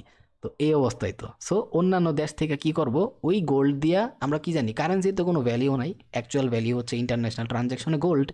সো গোল্ড দিয়া কি করতে পারতো যদি থাকতো, ওরা অন্যান্য দেশ থেকে ওই গোল্ড দিয়া খাবার পানি থেকে শুরু কইরা অস্ত্র যদি লাগতো ওইগুলা কিনে নিয়ে আসতে পারতো। সবচাইতে বড় শিক্ষা। তো বুঝতেছেন, হয়তো বা আরো অনেক শিক্ষা পাইছে, জাস্ট আমি যতটুকু বুঝি ভাই, মূর্খ টরক মানুষ, এইগুলা বলতাছি। তো এই শিক্ষা পাওয়ার পরে ওরা কি করছে, জাস্ট ঠান্ডা মাথায় ভাবছে, এই যে 70-80 বছরের ভিতরে ওরা নিজে করে ডেভেলপ করছে। কি ডেভেলপ করছে? এই জিনিসগুলোই ডেভেলপ করছে, মাত্র যেটা বললাম। ওরা ফিল করছে যে পুরা পৃথিবীতে কোন জিনিসগুলো সবচাইতে বেশি প্রয়োজন, সেইগুলো আমরা পুরা পৃথিবীব্যাপী এক্সপোর্ট করবো। ফলে কি হইল, ওরা ইন্ডাস্ট্রিয়াল লেভেলে নিজে করে উন্নত করে নিল। ঠিক আছে, আমি আগে এই লাইনগুলো একটু পড়ে নিই, তারপর আমি বলতেছি ঘটনাগুলো, ঠিক আছে। তো কারেন্সির, ওরা যে স্বাধীন হয়েছে, ওদের দেশের একটা কারেন্সি খুলছে, যেটার নাম দিল কি ডলার। মনে রাখেন, এটা আমরা এখন খুব ভালো করে জানি। এটা 2 বছরের বাচ্চাও কথা শিখা সবার আগে ডলারটাই শিখে মনে হয়, আমার মনে হয়। তো তারপর হচ্ছে কি, এর পাশাপাশি পৃথিবীর প্রয়োজনীয় যত গুরুত্বপূর্ণ দ্রব্যাদি আছে, হ্যাঁ ম্যাটারিয়াল আছে, তারপর হচ্ছে সেগুলোকে তৈরি করার জন্য শুরু করে, তারপর হচ্ছে যে সব ধরনের যত টেকনোলজিক্যাল আছে বা ইন্ডাস্ট্রিয়াল লেভেল আছে প্রয়োজন ওদের ডেভেলপ হওয়ার জন্য, সেইগুলোর পিছনে ওরা লাগিয়া পড়ে বা সেইগুলো উন্নত করে। ফলে কি হয়, পৃথিবীর টপ যেই এক্সপোর্টার আছে বা মানে রপ্তানি করার দেশগুলো আছে, ওরা ওইটার ভিতরে একটা হয়ে যায়। মানে কি, আমি এই জিনিসটাই বলতে যেতেছিলাম, এই যে ওরা কিছু শিক্ষা নিছে, এই শিক্ষা নেওয়ার পরে এই 70 থেকে 80 বছরের মধ্যে ওরা পুরা পৃথিবীতে কি কি প্রয়োজন, কি কি পৃথিবীতে প্রচুর পরিমাণে ওরা এক্সপোর্ট করতে পারবো, ওই দিকে ওরা আগে নজর দিছে। যেমন সবার 1 নাম্বার জিনিস হইতাছে ওয়েপন, অস্ত্র। আর এই অস্ত্রটা ওরা তখনই বিক্রি করতে পারবো, এটা জিও পলিটিক্সের অনেক বিষয় আছে, ওরা ভাই মানে কি কমো। তারপরে যে জিনিসটা লাগবো, বাকি বিভিন্ন ধরনের কাঁচা ম্যাটেরিয়ালস হইতে পারে, এটা র মেটেরিয়ালস যেটা বলে। সো এইগুলো বাদ দিলাম, এইগুলো আপনি আরও ডিটেলে জানেন, আমি জাস্ট শর্টকাটভাবে বলতেছি। তারপরে আরও বহুত জিনিস দরকার হইতে পারে, যেগুলা আপনার টেকনোলজিক্যাল বিষয় হইতে পারে। তারপর হইতাছে আরও আছে বিভিন্ন বিষয়, এইসবের উপরে বিভিন্ন ইন্ডাস্ট্রি ওরা খুলা বসে থাকে। ফলে কি হয়, পৃথিবীতে যে এক্সপোর্ট হইতাছে, এক্সপোর্টের টপ লেভেলে ওরা চলে যায়। টপ লেভেলে চলে যাওয়ার পরে কি হয়, যেহেতু ওরা ওদের দেশ থেকে অন্য দেশের ভিতরে এক্সপোর্ট করতেছে, তাহলে ওই দেশের থেকে কী দিব করে, স্বর্ণ দিব। কারণ তখন তো যেই দেশের কারেন্সি খুলছে, ওই দেশের কারেন্সি হিসাবে ওই দেশের ভিতরে ওই দেশের কারেন্সিটা চলতেছে। বাট অন্য দেশের সাথে যখন ওরা ট্রানজ্যাকশন করব সেন্ট্রাল ব্যাংক লেভেল থেকে, তখন ওই ট্রানজ্যাকশনগুলোর লেগে ওগরে গোল্ডই দিতে হইব। একটা দেশ আরেকটা দেশে গোল্ডই দিব। পরে ওই দিকটা ওরা আগাই গেছে। আর আমেরিকা এমন গালিটা দিলাম না, পড়ছিল মুখ দিয়া, ওরা এমন লেভেলের, মানে ওরাই তো আছে কি, মানে একদম উচ্চমানসম্মত শিক্ষিত লেভেলের, মানে আধুনিক প্রযুক্তির চোর বাটপার বদমাইশ যা কোনো করে সব কম হয়ে যাবে করলে, ঠিক আছে। ওরা হয়তো আছে ওই লেভেলের ক্যাটাগরির, ঠিক আছে। আর আমরা তো জানি যে ইহুদিরে হিটলার মারছে, বাট আমি যা মনে করি যে ওদের দেশে ইহুদিগর বংশধর অনেক আগের থেকেই ছিল, ঠিক আছে? নাইলে এত কিছু করা সম্ভব না। অন্যান্য দেশ যদি ভাবতো ধরেন যে 10 বছর 20 বছর পরে আমরা কি করবো, এই আমেরিকানের টার্গেট ছিল হচ্ছে আমরা 100 200 বছর পরে কি করবো, 300 বছর পরে কি করবো। অগর টার্গেট ছিল এত বড় টার্গেট। তো বুঝতেছেন তো ওরা কি লেভেলের বাটপারের দল হইতে পারে বা কি লেভেলের বদমাইশ হইতে পারে। ওরা শিক্ষিত লেভেলের বদমাইশ। তো পরে কি করছে ওরা, পুরা পৃথিবীর ভিতরে একটা অরাজকতার সৃষ্টি করে ফেলাইছে। যখন ওরা 70 80 বছরের মধ্যে নিজে করে ডেভেলপ করে ফেলাইছে, ইভেন ওদের কাছে প্রচুর পরিমাণে ওয়েপন ডেলিভারি করার মতো ইন্ডাস্ট্রি তৈরি হয়ে গেছে। ওরা প্রযুক্তির দিক দিয়া টার্গেটেড। বা একটা জিনিস কি, আপনি যখন কোনো একটা জিনিসের উপরে টার্গেট রাখবেন, সেই জিনিসটাই আপনি অনেক তাড়াতাড়ি পৌঁছাইতে পারবেন। আর যদি আপনি কোনো টার্গেটই না রাখেন, তাহলে আপনি তো পৌঁছাইতে পারবেন না। কই যাবেন আপনি? আপনি জাস্ট অন্ধকারের ভিতরে দৌড়াইলে যে অবস্থা, ওই অবস্থা। বাট ওরা এই সিভিল ওয়ারের পরে যেই জিনিসগুলো পৃথিবীতে প্রয়োজন, হ্যাডাম অর্জন করতে গেলে, বস হইতে গেলে, ক্ষমতা অর্জন করতে গেলে, সেটা ওরা ক্লিয়ারলি বুঝে গেছে। আর ওরা এই 70 80 বছরে ওই ঘাসগুলাই কাটছে, যেই ঘাস দিয়া কাটলে গরুরে খাওয়াইলে গরু দুধ দিব। ঘটনা বুঝছেন তো? ওরা মানে কি কম, ওরা কয়েকশো বছর আগের থেকে ভাবতে রাখছে কি করবো। ফলে ওরা কি করলো, এমন এমন ইন্ডাস্ট্রি তৈরি করছে যেগুলো প্রচুর পরিমাণে বাইরে এক্সপোর্ট করতে পারলো, ওয়েপন রেডি করে ফেলাইছে। আর আশেপাশের যত দেশ ছিল ওই দেশগুলোর ভিতরে এখন ওদের এজেন্ট পাঠায় হরণ করে ফেলাইছে। এখন অনেকে মনে করে যে আমার আমার দিক থেকে আমি যা বিবেচনা করি আমি সেটাই বলি, কারণ অনেক সিনিয়র আছে যারা কমেন্ট করে অন্য কথাও বলতে পারে, বাট আমি যা মনে করি আমি সেইগুলোই বলতেছি। দেখেন, পরে ফার্স্ট ওয়ার্ল্ড ওয়ার হইলো, ঠিক আছে? ফার্স্ট ওয়ার্ল্ড ওয়ারে দেখেন একটা জিনিস, ইতালি, জার্মানি, হাঙ্গেরি, অন্যান্য দেশ সবাই আছে, ব্রিটেন আছে, ফ্রান্স আছে, রাশিয়া আছে। আমেরিকা কই? আমেরিকা তো টপ পাওয়ারফুল দেশের ভিতরে আয় পড়ছিল। আমেরিকা কই? ওরা তো অন্যান্য দেশের লোকে যুদ্ধ করে স্বাধীন হয়ে যেতে পারে, এতটুকু অ্যাবিলিটি। আমেরিকা কই? সবাই এই জায়গায়, সবাই ওয়ার্ল্ড ওয়ার, সবাই আছে, আমেরিকা কই? এই যে শোনা গো, আমার কিচ্ছু বোঝে না, আঙ্গুল চুষতাছে। অথচ এই যুদ্ধের ভিতরে যত ধরনের ওয়েপন, একটা যুদ্ধ করতে গেলে কি লাগে? সবচাইতে বেশি লাগে অস্ত্র। আর এই যুদ্ধগুলোর ভিতরে প্রত্যেকটা দেশে সবচেয়ে বেশি সাপ্লাই দিছে অস্ত্র আমেরিকা। তো বুঝতেছেন তো কাহিনীটা? আর এই দেশগুলা যেহেতু অস্ত্র কিনা নিয়ে গেছে যুদ্ধ করার লেগে দুমায়া, আর 1 2 দিনের যুদ্ধ হয় নাই কিন্তু। 1914 থেকে ফার্স্ট ওয়ার্ল্ড ওয়ারের কথা বলতাছি, ঠিক আছে? প্রথম বিশ্বযুদ্ধ। তখনই ওরা এত পরিমাণে ওয়েপন ডেলিভারি দিচ্ছে, ঠিক আছে? আর যুদ্ধ কত বছর চলছে দেখেন, 1914 থেকে 1918, 4 বছরের যুদ্ধ। তাহলে কি পরিমাণে ওয়েপন ডেলিভারি দিছে। আরও বিভিন্ন একটা দেশ যুদ্ধ হইলে বিভিন্ন জিনিস, খাবার দাবার থেকে শুরু করে অনেক কিছুই মানে দরকার পড়ে, অনেক কিছু আটকায় যায়। তো বুঝতে পারতেছেন তো ওরা কি পরিমাণে বিজনেসটা করছে। জাস্ট প্রি প্ল্যানিং আর গেম প্লে জানতে হইব। সো এখন কোন এতগুলা দেশের ভিতরে ওরাও তো একটা ক্ষমতারী দেশ ছিল, ওরাও তো চাইতে পারতো, ওরা তো বিভিন্নভাবে এখানে অ্যাড হইতে পারতো। ওরা কি ছিল না? তো এখানে লাগাই দেওয়া মানে একটা বিষয় হইতেছে কি, কিছু মহিলারা দেখবেন এই বাড়ির খবর ওই বাড়ি, ওই বাড়ির খবর ওই বাড়ি, লাগায় দিয়া। অথচ ওই বাড়ির আশেপাশে ওই মহিলার ঘর না, ঠিক আছে? ওই বাড়ির আশেপাশেও ওই মহিলার ঘর না, কিন্তু ওই মহিলা কি করছে, এই বাড়িতে ওই বাড়িতে আয়া, বিভিন্ন বাড়ি যাইয়া, ভাবি আছে এটা আছে ওইটা আছে, এই ভাবি তো এটা করে, ওই ভাবি তো ওইটা করে। ও মা, দুই বাড়ি ঝগড়া লাগাই দিছে, দুই বাড়ির মহিলাগুলোর মধ্যে। বেটা বেটি, যেহেতু বেডিগর ঝগড়া, বেটারা লাগিয়ে গেছে গা। আর দূর থেকে দাঁড়ায় আঙ্গুল সিসা দেখতেছে, বাহ ঝগড়াটা তো খুব সুন্দরই লাগে। মানে যে ঝগড়া লাগাইছে ওই মাঝখানে খুব সুন্দর করে দৃশ্য দেখতেছে, মজা লইতাছে। বাট যারা ঝগড়া লাগছে অগর ক্ষতি। তো বিষয়টা তো সেরকম। তো আমেরিকান এমন লেভেলের খাচ্চর ওরা যে পুরা পৃথিবীতে এমন কোনো জায়গা নাই, যে এমন কোনো দেশ নাই অগর এজেন্ট নাই। তো এটা যারা জিও পলিটিক্স বুঝে, সিনিয়র মানুষরা আছে, হেরা অনেক ভালো বুঝবো এরা। আমি তো জাস্ট হালকা একটু আইডিয়া করলাম, কারণ আমি যতটুকু জানছি বুঝছি, সিনিয়র পার্সনগুলোকে আড্ডা মাইরা বা হেগোর কাছ থেকে যাই না, চেষ্টা করি জানার সবসময়। তো এইগুলো আমি বুঝছি, ঠিক আছে? তো আরও যারা অনেক সিনিয়র লেভেলে আছে, জানে এইগুলা লিয়া, বুঝে বা জিও পলিটিক্স লেভেল নিয়ে পড়ালেখা করতেছে, হেরা তো ভাই এগুলা মাহির হওয়ার কথা, ঠিক আছে? তো এই আছে কাহিনী। এই জায়গায় যেহেতু এত পরিমাণে একটা ওয়ার্ল্ড ওয়ারের মতো জায়গা, এত ওয়েপন ডেলিভারি দিছে, তাহলে একটা জিনিস ভাবেন যে ওরা কি পরিমাণে স্বর্ণ নিজেদের দেশে নিয়ে আইছে।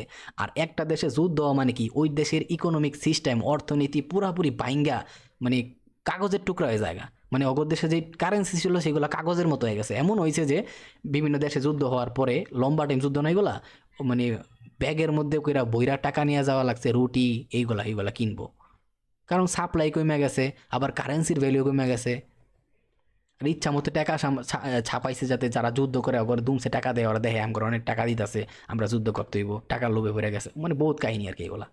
তো কিন্তু অ্যাকচুয়ালিটিতে কী হইলো, ফার্স্ট ওয়ার্ল্ড ওয়ারের পরে দেখে যে পৃথিবীর টপ যে শক্তিশালী দেশগুলো আছে সবগুলার কারেন্সি বা গোল্ড মিলাইয়াও আমেরিকার দ্বারের কাছের গোল্ড হইতে পারে না। মানে আমেরিকা কী হয়ে গেল এই জায়গায়, সুপার পাওয়ার পাওয়া গেছে। মানে আমেরিকা অলরেডি যা করতে চাইছিল ওদের ওই প্রি প্ল্যানিং সেটাই এক ধাপ আগায় গেছে। আর যারা দাবা খেলা পারেন এরা খুব ভালো করে জানেন, ঘোড়ার আড়াই চাল যখন 2-3 বার ঠিকঠাক করে দিয়া ফেলান যায় তখন ঘোড়া হর্স পাওয়ারে দৌড়ায়। মানে ঘোড়ার আড়াই চাল একবার শুরু হয়ে গেলে ওই ঘোড়ারে আর কেউ আটকাইতে পারে না, সেটা লাগাম ছাড়া ঘোড়া হয়ে যায়। আমেরিকা সেম এই কাজটাই করছে, সব দেশের গোল্ডের ধারের কাছে যাইতে পারে নগর দেশে। আর আর যুদ্ধ কারা লাগছিল জানেন, সবচেয়ে ক্ষমতাশীল দেশগুলাই, যারা নিজেদের ক্ষমতা নিয়ে মানে বুঝেনি কাহিনী। তো আমেরিকা চাইছিল এইগুলা, ওদের প্ল্যানিংয়ে ছিল এইগুলা। তারপরে আবার দেখেন আমগর হিটলার ভাই শুরু করে দেয় দ্বিতীয় বিশ্বযুদ্ধ, যা কয় জীবনে একটা ভালো কাজ করছে, প্রচুর পরিমাণে ইহুদি গায়েব করছে। আমি বিগ ফ্যান হিটলারের এই কারণেই খালি। তো মারতে তো পারছে, বাট কিছু হিটলারের আলাগ আলাগ মা কি জুড়োয়া বেটে কথায় আছে না, সো আলাদা আলাদা মায়ের জুড়া সন্তান, যমজ সন্তান আমেরিকায় তো অবশ্যই কিছু আসিল। আমি যতটুকু আমার লেভেল থেকে বুঝি, নাইলে এত কিছু করা সম্ভব না, ঠিক আছে। ইভেন তখন কি হয়েছে দেখেন, দ্বিতীয় ওয়ার্ল্ড ওয়ারে আপনারা একটা জিনিস খেয়াল করবেন, আমি একটু উপরের দিকে নিয়ে যাই আগে, একটু উপরের দিকে নিয়ে গেলাম। তো দ্বিতীয় ওয়ার্ল্ড ওয়ারে কী হয়েছে দেখেন, আমেরিকা কিন্তু এখানে দেখতে পারতেছেন, তাই না? এখন তো কমেন যে ভাই দ্বিতীয় ওয়ার্ল্ড ওয়ারে আমেরিকা আছে, তাহলে ওরা কীভাবে এখানে ই করলো? এই জায়গায়ও বহুত কাহিনী আছে। এই ওয়ার্ল্ড ওয়ারেও আমেরিকা আসে নাই, জাপানও এই লিস্টে আসে নাই, ঠিক আছে। ফার্স্ট তারপরের ওয়ার্ল্ড ওয়ারও অগর অগর ভিতরেই লাগানি দেওয়া হয়ে গেছে। মানে বিভিন্নভাবে ক্ষমতা এই জায়গা দখল। মানে একটা বিষয় কি, আপনি যখন দেখবেন যে একটা পুকুরের মধ্যে সবাই ধরে মাছ না সবাই নেমে মাছ ধরতেছে, তখন আপনি যদি মাছ ধরা নাও পারেন ওই পুকুরের মধ্যে গিয়ে লোভে মাছ ধরা শুরু করে দিবেন। তো ওই তখন এমন একটা সিচুয়েশন আয়া পড়ছে যে ক্ষমতা মানে এমন একটা জিনিস, মানে কি কম এটা কয়ে লাভ নাই। তো এটাই শিওর যে ধরেন যে সবাই লাগাই গেছে, তো এটা তো এমনি এমনি লাগে না, লাগানি তো বিভিন্ন ওয়ে আছে। তো ধরেন যে ওইসব হয়ে গেছে আর কি। তো আমেরিকা কিন্তু তাও এই জায়গায় ইনভলভ ছিল না, বাট এমন একটা সিচুয়েশন আয়া পড়ছে যে এই যে জাপান দেখতেছেন, এই জাপানে অন্য কেউ না বুঝলেও জাপানে একটা জিনিস বুঝা গেছে যে আমেরিকার নজর, পরবর্তী টার্গেট সব কিছু অলরেডি ফিক্সড হয়ে গেছে গা। এখন হয়তো আমার মরতেইব নাহলে বাঁচতেইব। সো জাপান কি করছে, ফার্স্ট টাইম তখনের মধ্যে ফার্স্ট টাইম এমন কেউ ছিল যে আমেরিকার দিকে নজর ফেলাইছে। তো জাপান কি করছে, আমেরিকানের বেসের ভিতরে বহুত সৈন্য মেরা ফেলাইছে।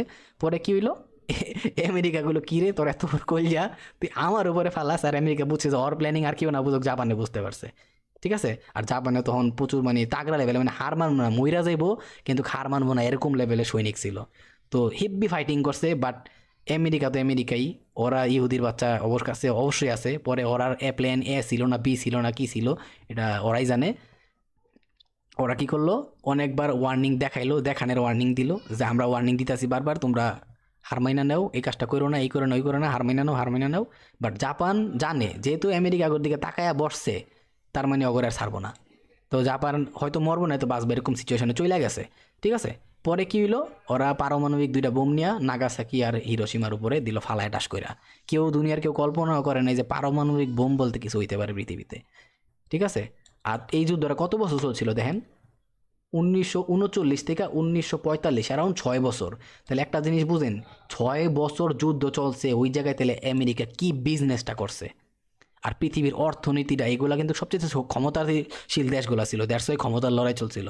সো আমেরিকা ওই জায়গায় কী বিজনেসটা করছে, এই জায়গায় দেখেন প্রথম বিশ্বযুদ্ধের ভিতরে যেই পরিমাণ ক্ষয়ক্ষতি হয় নাই, তার চাইতে কয়েকশো গুণ বেশি ক্ষয়ক্ষতি হয়েছে দ্বিতীয় ওয়ার্ল্ড ওয়ারে।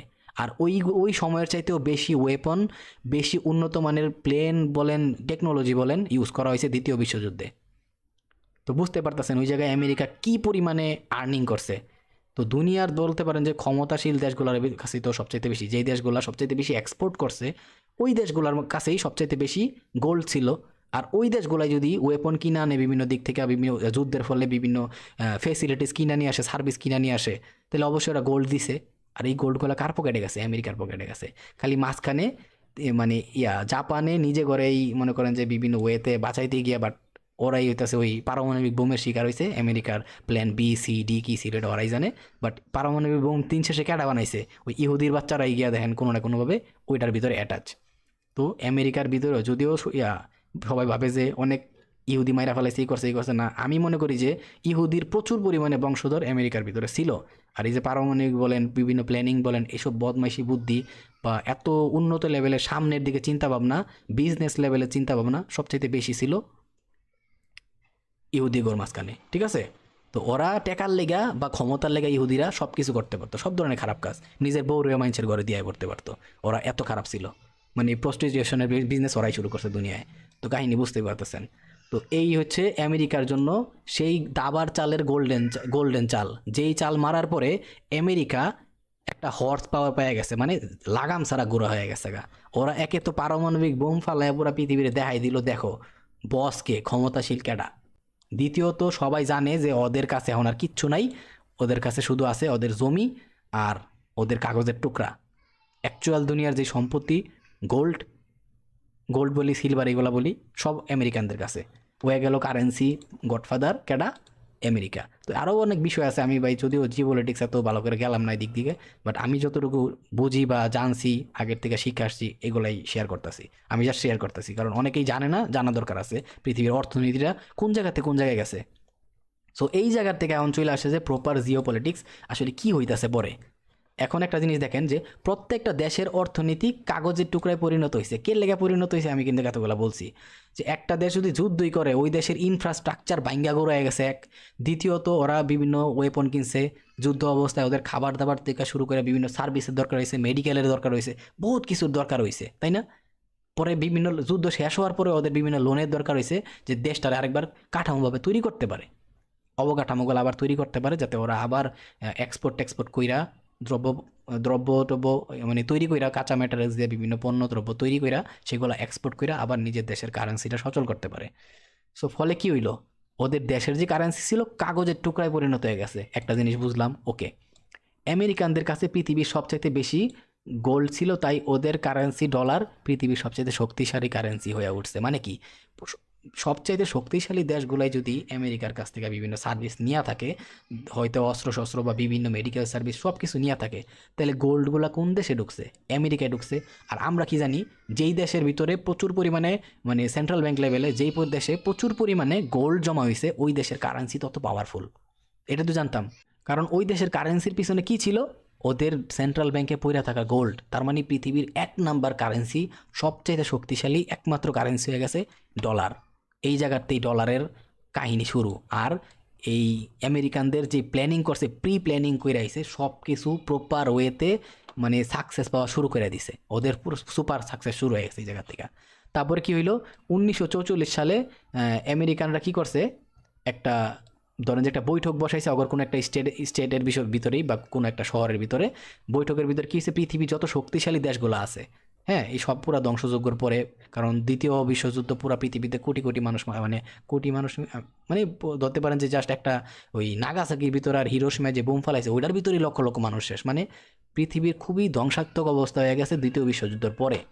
এই জন্য কী হয়েছে, পরবর্তীতে আবার বিভিন্ন দেশ লোনেও পড়ে গেছে গা আমেরিকার কাছে, আবার সব স্বর্ণ আমেরিকান কাছে। তো 1944 সালে কী করছে, পৃথিবীর প্রায় 44 থেকে 50টার মতো দেশ মিল্লা আমেরিকার কোনো একটা শহরের ভিতরে একটা বৈঠক বসাইছে বা একটা ধরেন যে মিটিং বসাইছে। ওই মিটিংয়ের ভিতরে কি বলছে, ওই মিটিংয়ের ভিতরে একটা কন্ট্রাক্ট করছে সবাই মিলে, ঠিক আছে?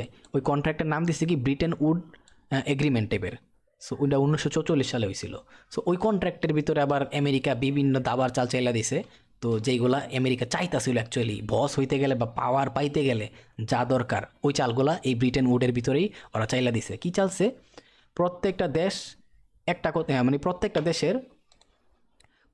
দেশের একটাই কথা ছিল যে আমাদের কাছে পর্যাপ্ত পরিমাণে গোল্ড নাই, ঠিক আছে?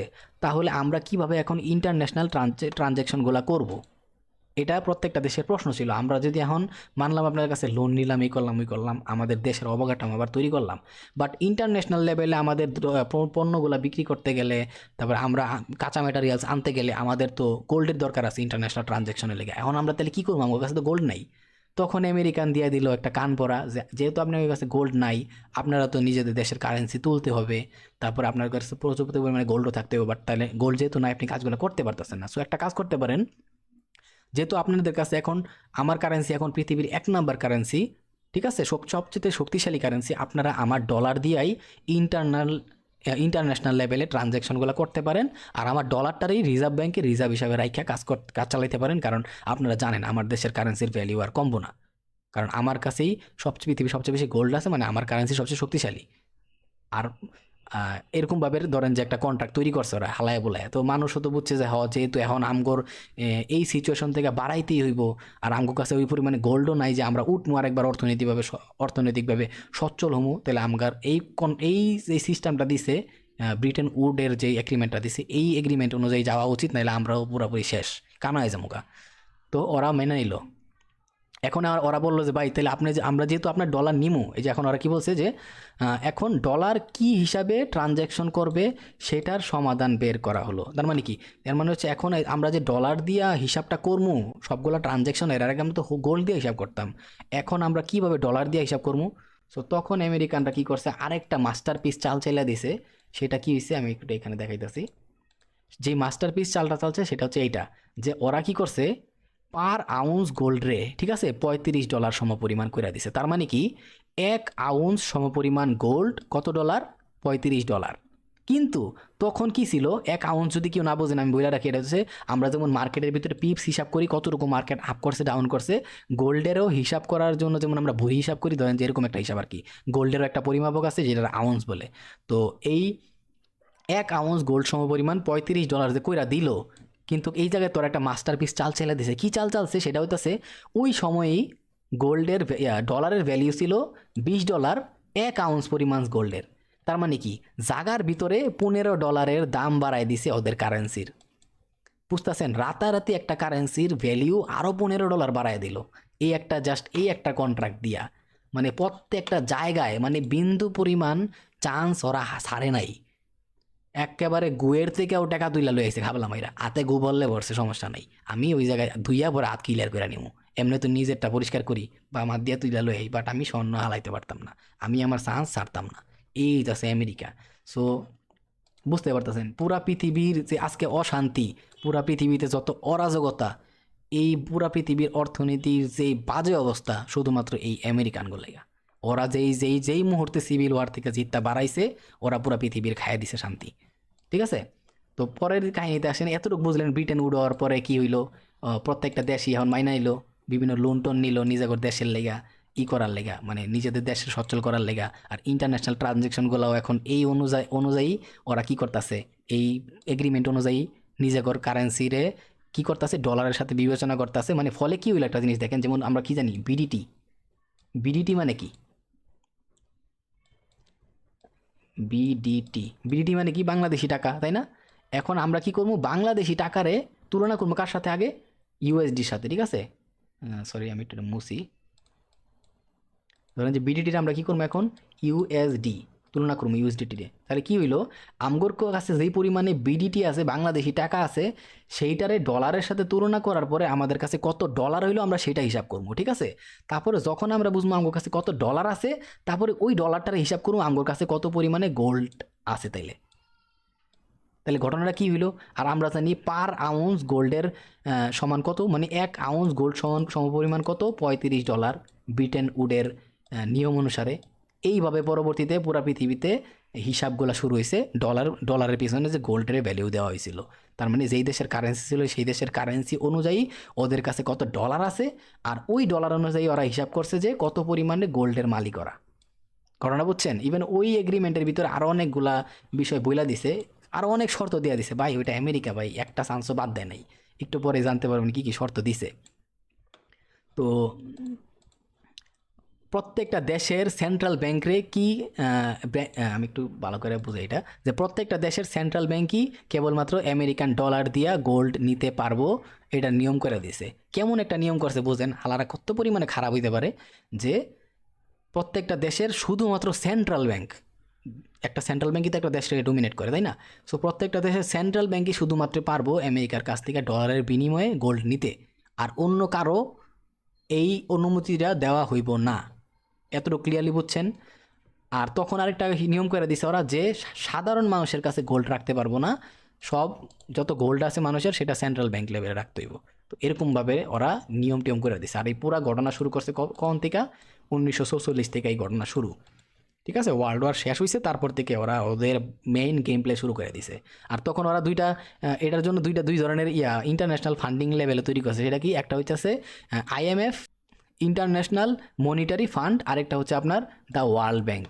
সো এইগুলা তৈরি করছে, ধরেন যে বিভিন্ন দেশের ওই লুণ্ঠন দিব, ওই জায়গাতে আবার লাভের সুদ তুলে বা টাকা তুলে লয়ে ওই জায়গাতে ইন্টারেস্ট পাইবো। মানে কোনো জায়গা ছাড়ে নাই, মানুষের লোনও দিব, ওই লোনের পরিবর্তে নিজের আরও ইন্টারেস্টও আসবো, নিজের কারেন্সির ভ্যালিও বাড়াইলো। বুঝতেছেন তো কি লেগা ওরা ডলারটারে ক্ষমতায় আনছে। তো এইখানে আবার আরেকটা ঘটনা আছে, এখানে আরেকটা ঘটনা আছে। কি ঘটনা আছে, যে দ্বিতীয় বিশ্বযুদ্ধ শুরু হয়েছে না, দ্বিতীয় বিশ্বযুদ্ধ শুরু হওয়ারও আগে কি প্রায় 1933 সালেই আমেরিকার সরকার কি করছে, তাদের দেশের কারেন্সি শক্তিশালী কারেন্সি হিসাবে কি করছে, সকল যে নাগরিক ছিল আমেরিকান নাগরিক, অগর কাছ থেকে স্বর্ণগুলারে আমেরিকান সেন্ট্রাল ব্যাংকে নিয়ে নেয়, আর সবার জন্য স্বর্ণ রাখা যাবে না এই জিনিসটা বাধ্যতামূলক করে দেয়। তার মানে কি, অগর গেম প্লে দেখেন কত আগেতে শুরু হয়ে গেছে, যে দ্বিতীয় বিশ্বযুদ্ধ শুরু হওয়ারও প্রায় 5-6 বছর আগে থেকেই ওরা নিজেদের দেশের জনগণরে বলছে যে আপনাদের স্বর্ণগুলো আমাদের দেশের সেন্ট্রাল ব্যাংকে জমা দেন, ওই পরিমাণ ডলার নিয়ে যান, কারণ আমাদের দেশের কারেন্সি এখন পৃথিবীর 1 নাম্বার কারেন্সি, শক্তিশালী কারেন্সি, আর আমরা বিভিন্ন পরিকল্পনায় আসি, এরকম বিষয়। আর ওদের দেশে দেখতেছে যে হ্যাঁ পুরো পৃথিবীতে বিশ্বযুদ্ধ লাগিয়ে রয়েছে, বাট ওরা হ্যাপি আছে, ওর উপরে কিচ্ছু আসতেছে না, বরং সরকার বা ওদের দেশের প্রেসিডেন্ট ওদের আরও উল্টা, আরও যেই ফেসিলিটিস দিতেছে পৃথিবীতে আর কেউ কোনো দেশ এত সুন্দর ফেসিলিটিস দিতেছে না, তো জনগণও সাপোর্ট করছে।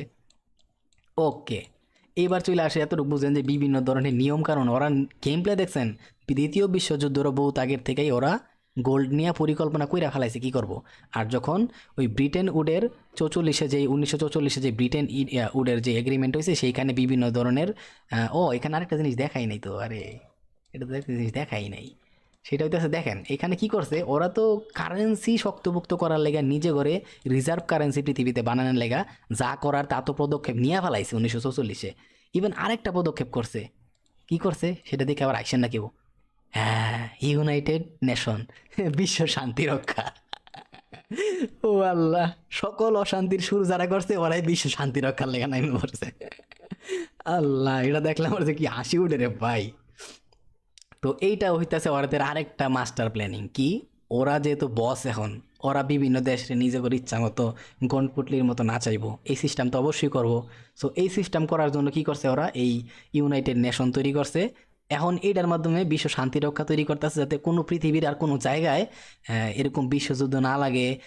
তারপর হইতাছে মানুষ না মারা না যায়, মানুষ মারলেই তোরা ওয়েপন ডেলিভারি দিলি তোরাই আবার শান্তি রক্ষার লেগে। আল্লাহ, কি কমু আমি, আমার দুঃখটা কারো দেখানেন নাই বুঝছেন। পৃথিবীর সব অশান্তি ওরাই করে, ওরাই শান্তি রক্ষার লেগেই করে। যাই হোক, ওই 1 বছর পরে 44-45 আওয়ার পরে এটা করছে। এটাও অগর একটা প্ল্যানিং। কেমন প্ল্যানিং, পৃথিবীতে কোনো দেশ যদি অগর বিরুদ্ধে বা কোনো সিস্টেমে চলে যাইতে নেয়, সিস্টেমে ওরা স্যাংশন লাগায় দেয়। ওই ইরানের উপরে যে স্যাংশনগুলো দেখতেছেন, যে এটা কিছু না, আরও ভাই জিও পলিটিক্স ভাই, আমরা হইতেছে মুসামাসি, আমরা কিছুই না, বাট হালকা পাতলা যতটুকু অর্জন করার চেষ্টা করি বা করছি ওই গাল্লার থেকে একটু বোঝানোর চেষ্টা করতেছি। একটু কি ভুল হইলে জাস্ট আমার মাপ চাই, আমার ভুল হয়ে গেছে, আমাকে ক্ষমা করে দেন। সো পরবর্তী কাহিনী কি যায়, অ্যারাউন্ড 1970-এর দিকে চলে যায়।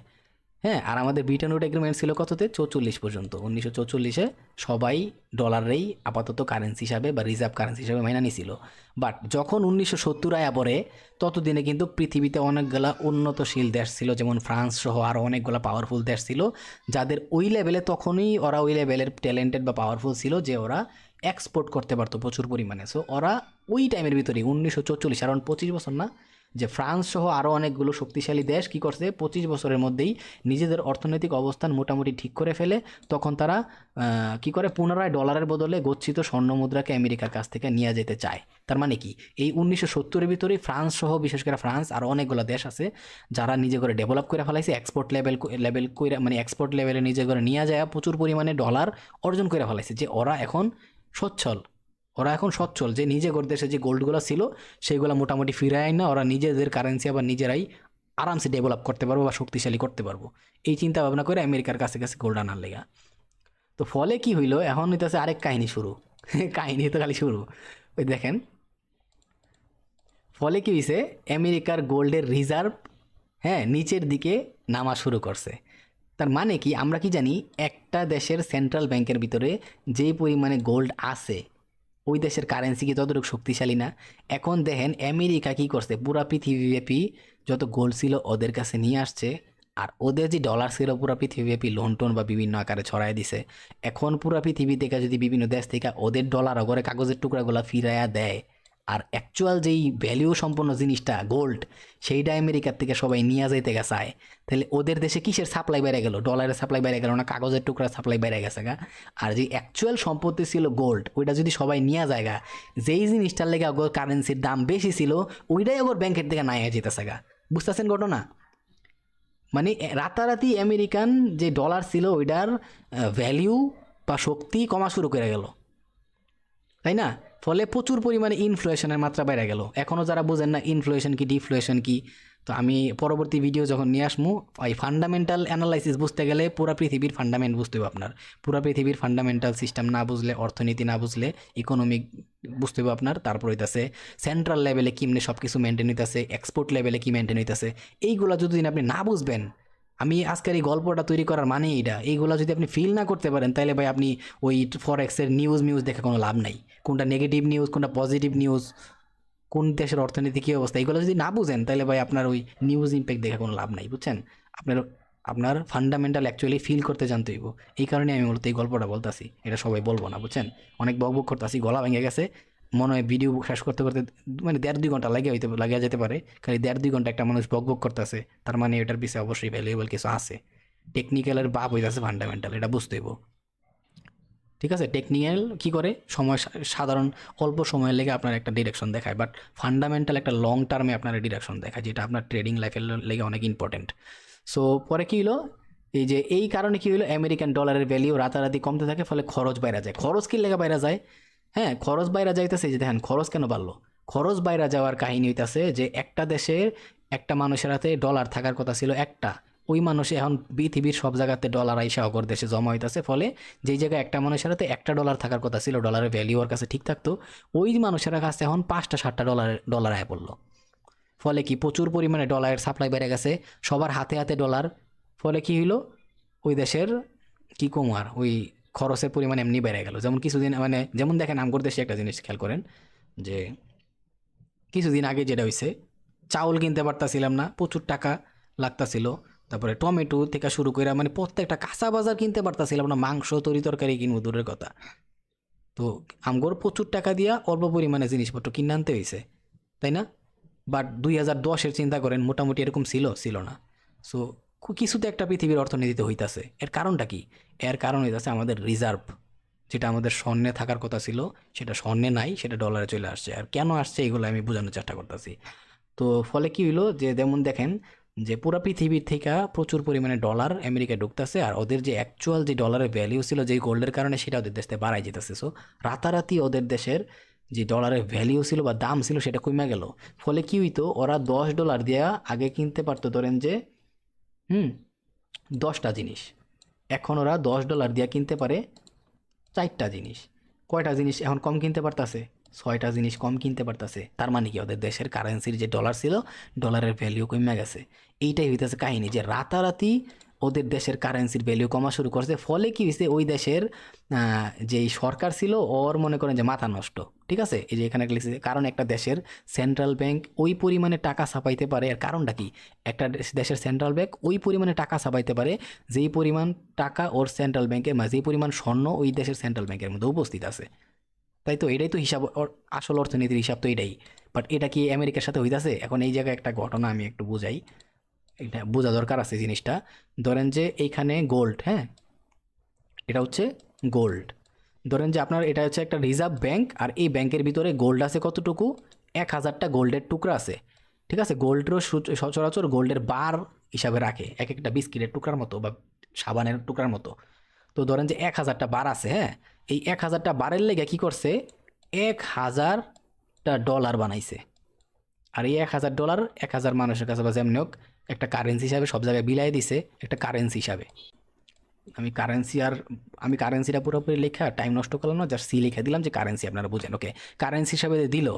এখন এই $1000 ভ্যালিউ কোথায় আছে? এই সেন্ট্রাল ব্যাংকে 1000 বিস্কিটের টুকরা বলেন বা গোল্ডের বার বলেন আছে। এখন যদি ব্যাংক কী করে, সেন্ট্রাল ব্যাংক কী করে, এই $1000 জায়গায়, এই 1000 গোল্ডের বারের পরিবর্তে এই $1000 জায়গায় $5000 প্রিন্ট করে ফেলায়। তখন কি হইতাছে, তখন এরকম হইতাছে বিষয়টা যে এই 1,000 গোল্ডের যে ভ্যালিউ আছে সেই সমপরিমাণ ভ্যালু হয়ে গেল এই $5,000 সমপরিমাণ, তাই না? তাহলে কি হইলো, এই ডলারের দামটা কি আরো কমে গেল না? আগে $1,000 ছিল ভ্যালিউ, 1,000 ইটের সমপরিমাণ বা গোল্ডের বারের সমপরিমাণ, বাট এখন হয়ে গেল $5,000 সমপরিমাণ। ফলে কি হইলো, ওই ডলারের বা কারেন্সির ভ্যালিউটা কমে গেল, তাই তো ঘটনা। এইটাই হইতাছে ওই দেশের কারেন্সির সাথে হইতাছে। ফলে কি, একটা দেশ চাইলেই প্রচুর পরিমাণে কারেন্সি প্রিন্ট করতে পারে না। ওই দেশের রিজার্ভের ভিতরে যেই পরিমাণ গোল্ড আছে বা সিলভার আছে ওইগুলার ক্যালকুলেশন অনুসারে ওই দেশের ভিতরে টাকা ছাপানি হয়। এটা হইতেছে অন্যতম কাহিনী। ঠিক আছে, একটা দেশের কারেন্সির ভ্যালুই ডিপেন্ড করে গোল্ডের উপরে। সো ওই দেশের সেন্ট্রাল ব্যাংক ততটুকুই পরিমাণে টাকা ছাপায় যতটুকু পরিমাণে গোল্ড ওর ব্যাংকের ভিতরে আছে, সেন্ট্রাল ব্যাংকের ভিতরে আছে। এখন এই হিসাবটা একদম আমেরিকান ব্যাংকের সাথে মিলান। আমেরিকান ব্যাংকের ভিতরে গোল্ড আছে হইতাছে 1,000 পরিমাণ, বাট ওরা যেহেতু পুরো পৃথিবীতে ওদের কারেন্সিটারে ছড়াইতে চাইতেছে একটা রিজার্ভ কারেন্সি হিসাবে, ওরা এই 1,000 যে জায়গায় প্রিন্ট করার কথা ছিল ওরা প্রিন্ট করে বলল 5,000। পুরা পৃথিবীতে ওদের কারেন্সি ছড়ানো লাগবে, কারণ ইন্টারন্যাশনাল সব ট্রানজেকশন হইতেছে ডলার দিয়া। সো এখন যদি বাকি দেশগুলা ধরেন যে আমেরিকার ভিতরে $1,000 পরিমাণই আছে, বাট বাকি দেশে আর কত ডলার আছে, 4,000 সমপরিমাণ ডলার আছে। এখন বাকি দেশগুলো যদি এই $4,000 থেকে আরও $2,000 দিয়া কি করে এই ওদের যে গোল্ড আছে সেটা নিতে চায়। ফলে কি হইল, এইখান থেকে ডলার যদি এখন গোল্ডের বার যদি কমা যায় তাহলে আমেরিকার কারেন্সির উপরে কত বড় একটা ইম্প্যাক্ট পড়বো, ওদের কারেন্সির ভ্যালু কি আর থাকবো না। সো এইটাই হইতাছে এই ইকোনমিক সিস্টেমে আইসা পড়ে যে কেন রাতারাতি একটা কারেন্সি 200 যেতে যেতেছিল। ফলে আমেরিকা ডাইরেক্ট কী করে দিছে জানেন? আচ্ছা, আমি পরের কাহিনীর দিকে যাই, সিকোয়েন্স আকারে যাই, তাহলে একটু বুঝবেন। তো আশা করি এতটুকু বুঝছেন যে কেন খরচ বাইরে গেছে ওই দেশের, আর কেন ওই দেশের কারেন্সিটা রাতারাতি ভ্যালু কমে যাওয়া শুরু করছে। আচ্ছা ঠিক আছে, তারপরে যে কাহিনীটা সেটা হচ্ছে দেশের অর্থনৈতিক অবস্থা খারাপ দেখা কি করছে, ওই আমেরিকার রানিং যে প্রেসিডেন্ট ছিল, হ্যাঁ ওর নাম জানি কি ছিল, অ্যারাউন্ড রিচার্ড নিক্সন এরকম কিছু একটা ছিল। ওই কী করছে, সব দেশরে তাদের কাউকে গোল্ড দিব না, মানে কী কইলো, যেই দেশের আমেরিকার যে রানিং প্রেসিডেন্ট ছিল ওদের দেশের কারেন্সি পুরাপুরি যাইতেছে গা দেখা ওদের দেশের রানিং প্রেসিডেন্ট কী করছে, ডাইরেক্ট সব দেশরে মানা করে দিছে যে আমি তোমরা আর গোল্ড দিব না। এই যে ব্রিটেন ওডের ভিতরে একটা এগ্রিমেন্ট করছিল 1944 সালের দিকে, যে এগ্রিমেন্টটা করছিল যে 1 আউন্স গোল্ডের সমপরিমাণ হইতাছে $35। তার মানে কি সব দেশ তো জানতো যে আমি $35 দিয়া আমি 1 আউন্স পরিমাণ গোল্ড নিতে পারবো, তাহলে আমি এই পরিমাণে টাকা দিয়ে ডলার দিয়ে গোল্ড নিয়ে যাবো গা। বাট আমেরিকান প্রেসিডেন্ট ডাইরেক্ট মানা করে দিছে আমি দিব না। পরে হইতাছে একটা হরণ তরণ শুরু হয়ে গেছে পৃথিবীর ভিতরে। কাহিনী কি, এইবার হইতাছে এই বাকি কাহিনীগুলো আপনার একটু বুঝতে হইব। এই জায়গাতেই শুরু হইতাছে। দেখেন বর্তমানে কি আমরা শুধুমাত্র ডলার দিয়ে হিসাব করি, এই ডলারের পিছনে কি রিজার্ভ ব্যাংকের ভিতরে আদৌ কি আমাদের গোল্ড আছে, এগুলো আমাদের এখন বুঝতে হইব। পৃথিবীর ইকোনমিক এত ইজিলি চলতেছে না, পৃথিবীর ইকোনমিক পুরা হুমকির মুখে আছে। ঠিক আছে, ফলে কি হইলো, যেহেতু কন্ট্রাক্টের নিয়ম অনুসারে আপনারা স্বর্ণ দিতেছেন না, বাকি দেশের ঘটনা, যেহেতু কন্ট্রাক্ট অনুসারে আপনারা স্বর্ণ দিতেছেন না, তাহলে ডলার দিয়া পার আউন্স আমরা যে নিব, এটা কি পরিমাণ ডলার দিয়ে পার আউন্স নিব, মানে আমি এই ঘটনা একটু বুঝাই বলি, আমি আর রিডিং বললাম না কষ্ট করে। সো যেহেতু আপনারা এখন ডলার দিতেছেন না, তাই আমরা কত পরিমাণে ডলার দিয়া পার আউন্স স্বর্ণ আপনাদের কাছ থেকে নিতে পারবো। ঠিক আছে, এখন আমেরিকা তো নিষেধই করে দিয়েছে দিব না, তাহলে কি আর দিব যত তুমি দাও।